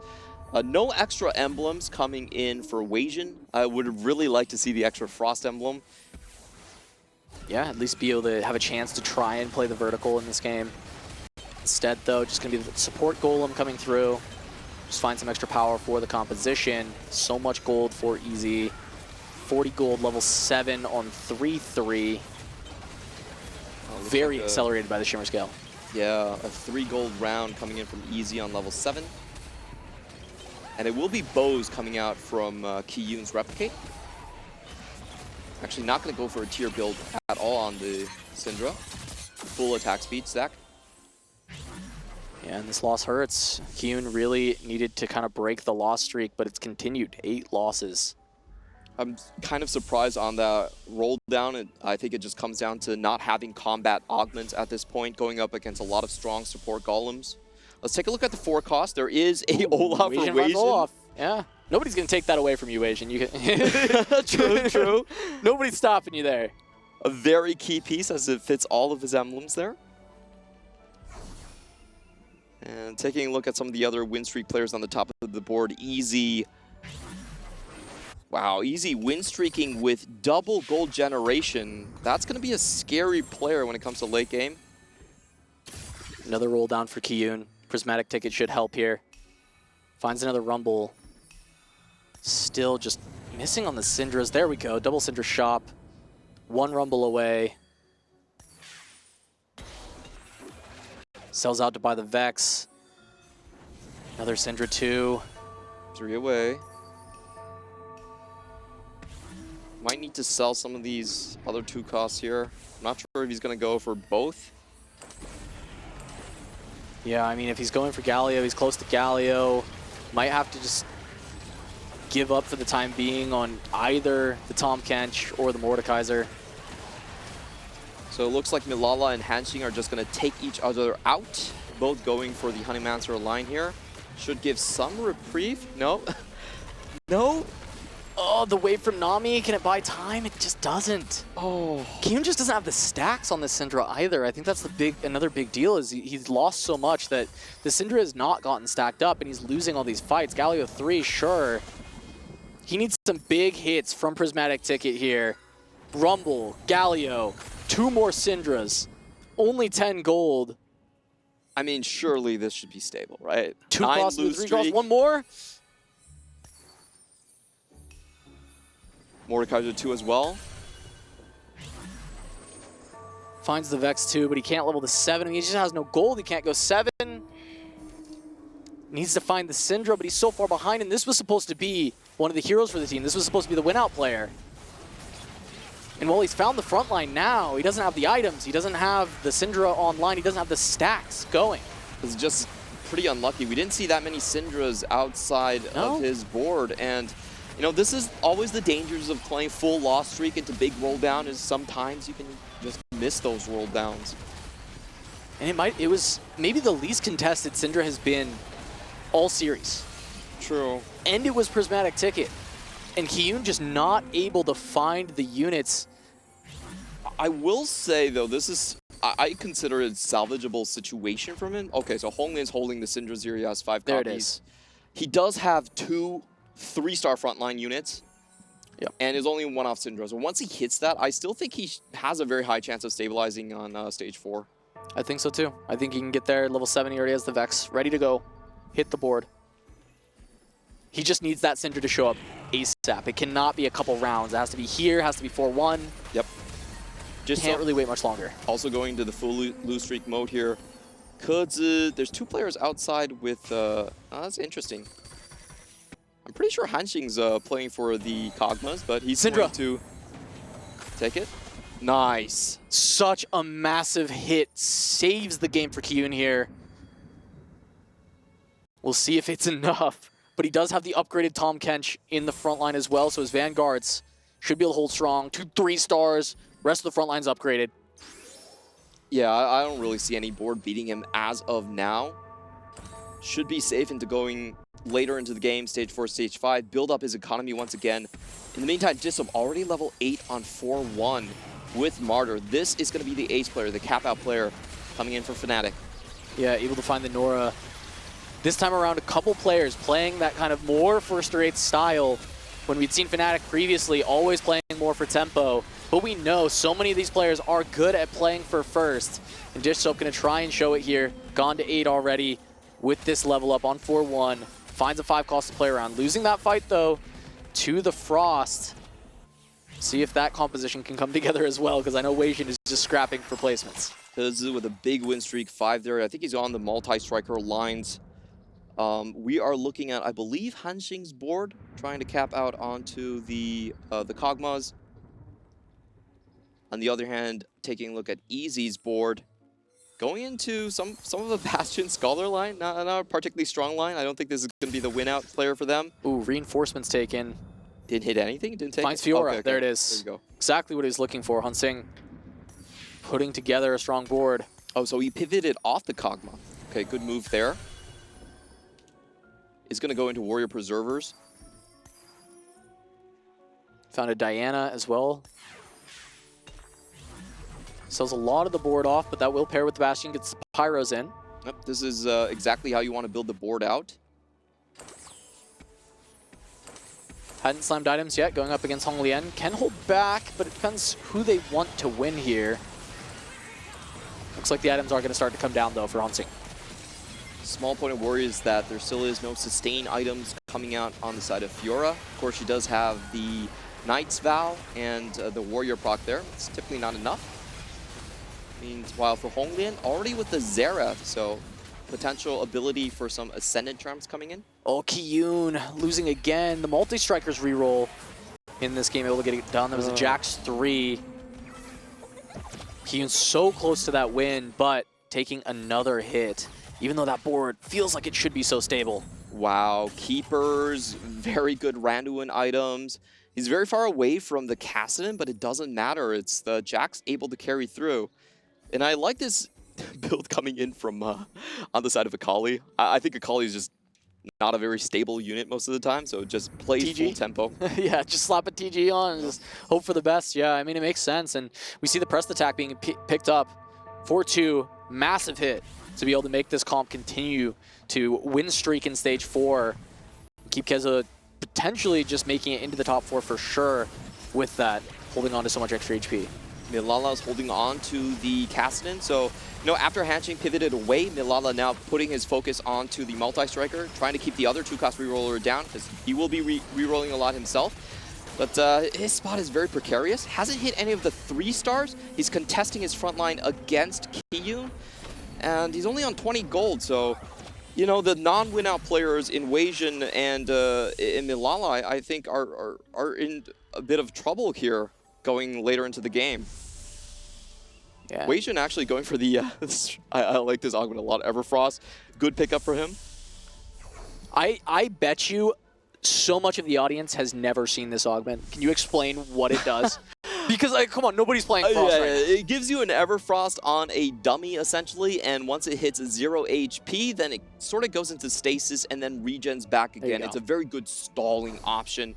I like it a lot better early game, of course, but it fits with the entire Frost kind of philosophy there. Also gets stronger with your Frost Soldier, just changing around the focus. Makes sense, and there we go. Milala gets to hit now. Okay, 4-5 hit. It's a little bit slow.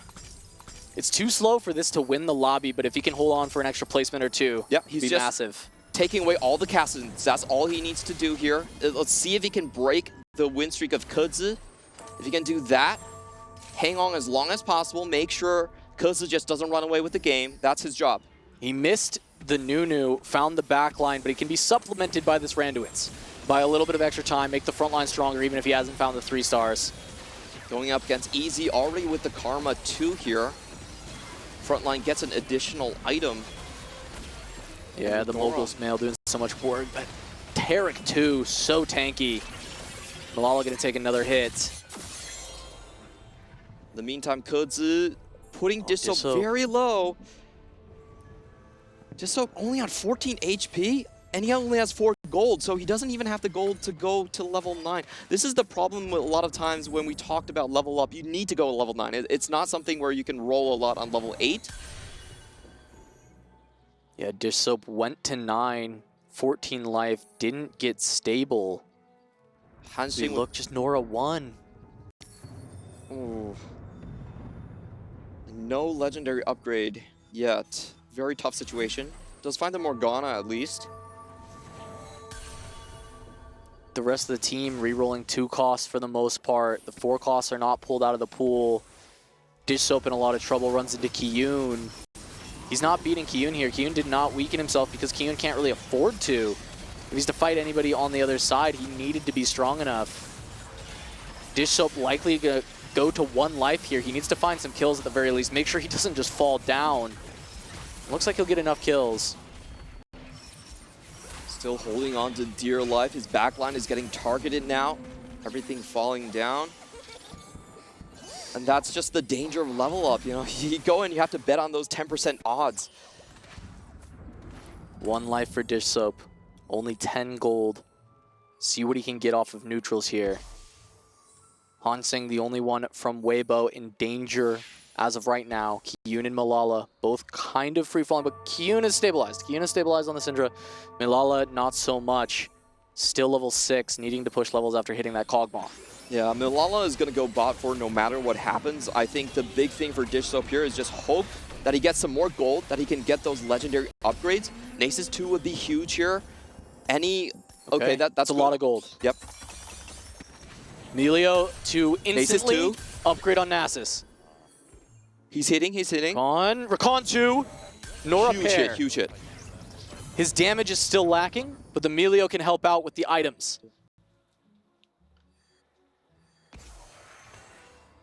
2 shapeshifters in the front line. Going to be TG onto the Fiora. This should be a very strong board at this point. He is a little bit suspect onto the... I think the front line is still a little bit weird. He doesn't really have the items where he wants them to. But if he can stall out, maybe there is a chance. Rotates into Weijin, though, who has a win streak. Yeah, and that's Hui 3 being played around. Says, you know what? No, it's not Olaf. It's Hui. And you need the cast quickly from Melio, but there's no mana generation there. Melio gets the items out. Looks like stable enough to at least beat the Frost board from Weijin. It's not who we need to see Dissoap beating for FNATIC to be finding the win, though. Hanqing goes down. Is that the 8th? It is. Oh, that's a sigh of relief. Goes to Weibo. So even if the FNATIC has someone go 7th here, there's going to be +1 points going in. And the good news is Kerzy is finally cooling down, the 5-win streak player, all through stage 4, but not able to hold his cast in. Malala doing his job here, making sure to deny on the 2-cost reroll. Dragon picked up. Terrifying for Dissoap. If this ends up being the combat, try and eliminate him. Akali 3. Oh, it's all going to be about the positioning here from the Akali. Multi-striker with press the attack, but... it's Malala on the other side. I think if you're FNATIC, Malala tanking this pressure, not the worst situation. That's been the plan for a very long time. You know, Malala just doesn't have a win-out condition. Dissoap, front line, falling apart, but Melio gives a lot more HP to that Nasus. The damage just isn't there, though. Nasus the falls damage down. just isn't there.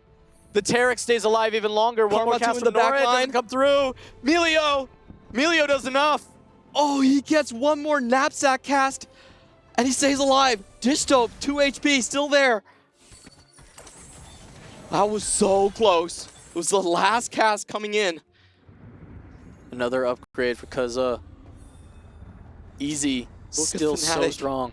3 players here with less than 15 HP. Stage 5, the minimum damage is 11 here. If Kiyun just loses by 2 units, he's out. Kiyun has to hold on. Plot a nail biter. Dissoap has to hold on. Malala's done what he can. He might have to sack for his teammate if he runs into him.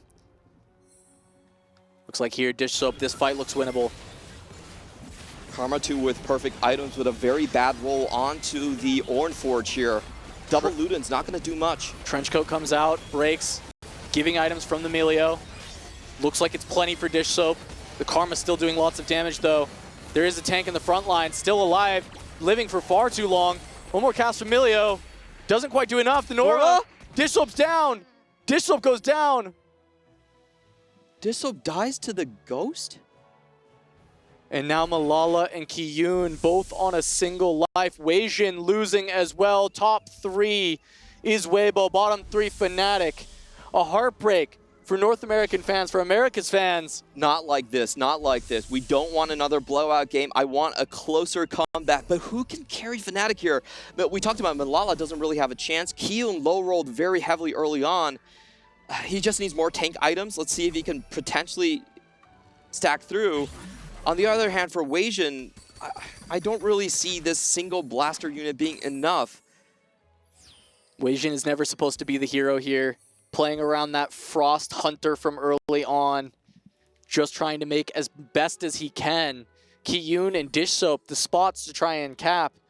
The Prismatic ticket, the level up. But Dish Soap gets taken down in these final moments, never finding a true carry upgrade. Not having the damage on his board.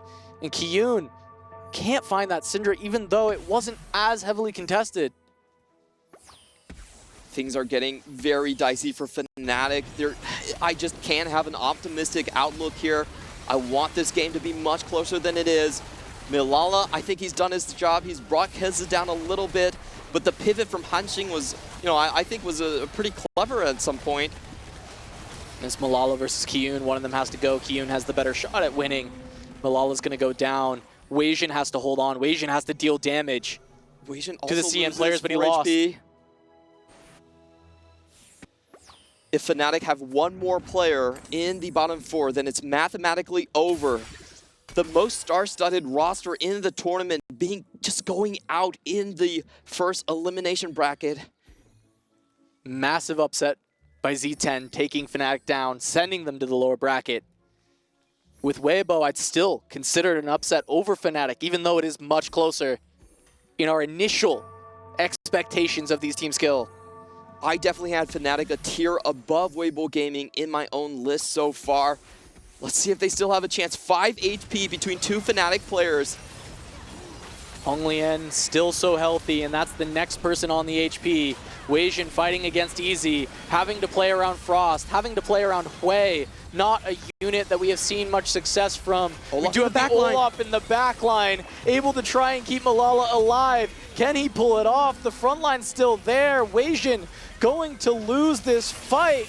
Weijin goes down, and that's the nail in the coffin for FNATIC. 3 in the bot 4, and Weibo Gaming will eliminate the tournament favorite, the favorites from North America, and they will take their key and crush their dreams. The 2 most recent global champions in Malala and Dish Soap go out in just the group stages, not even being able to make the playoffs.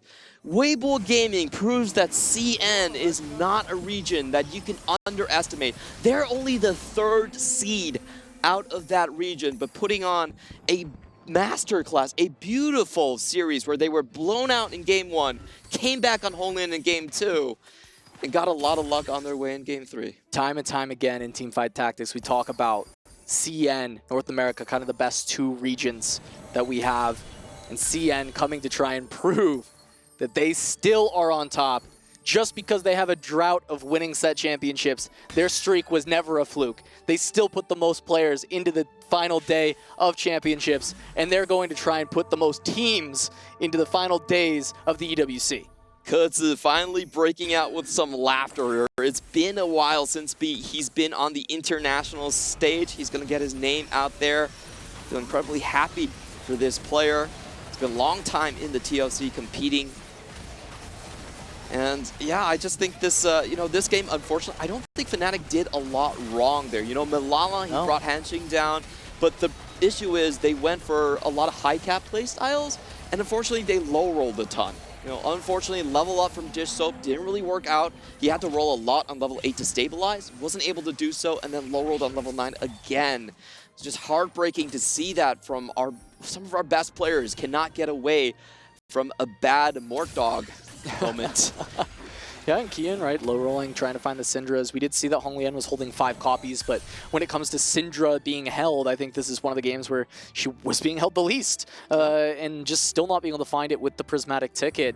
Malala not able to find the Kog'Maws. Yes, he was contested. He was keeping Hongxing from being able to go for that. He ends up getting the outplacement. He does everything that he can there. Dish Soap pushes to 9, rolls enough gold. You would think it's enough gold.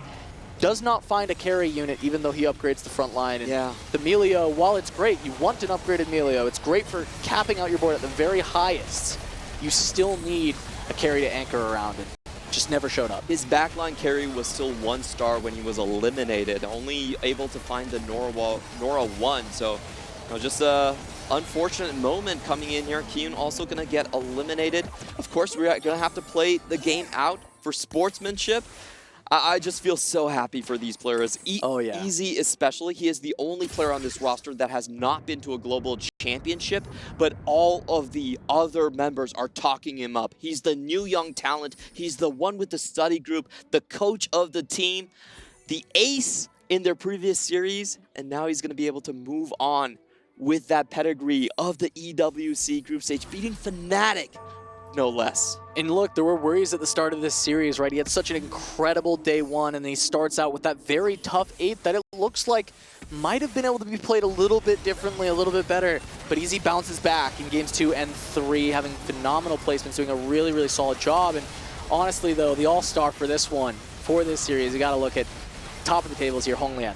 Game 2, incredible win-out strategy, playing in his style, his way, in a 4v4 setting, and getting it done to keep Weibo alive, keep them in this series, and give them this final shot at that last game where once again, he's playing for this first place. It's just going to be a golden journey for him. Because, final carousel, the players are already celebrating at this point. Let's see who they want to buff up the AVPs, AVPs do come into MVP consideration, so it's possible that they would want to give this to Hong Lian. Yeah, I mean, I think the MVP of this series, regardless, might be Hong Lian. Yeah. But I think as far as AVPs are concerned, it's also likely Hong Lian. I think with the first place in the last game, top 2 here, should be getting it done. Really, really well done by him, and it's great to see him show up big. I think Hong Lian, somebody that I've been missing on the international stage. We haven't been able to kind of have him back for a minute, and being able to see his play style come to fruition here in EWC is phenomenal. You know what the funniest thing would be afterwards? If Weibo Gaming looks around and said, Kiyun, we want your key. World champion. Now we're going to take Kiyun's key. Kiyun, and he deserves the respect, I think, yes. in these games. Kiyun, another top 4 for him, right? FNATIC still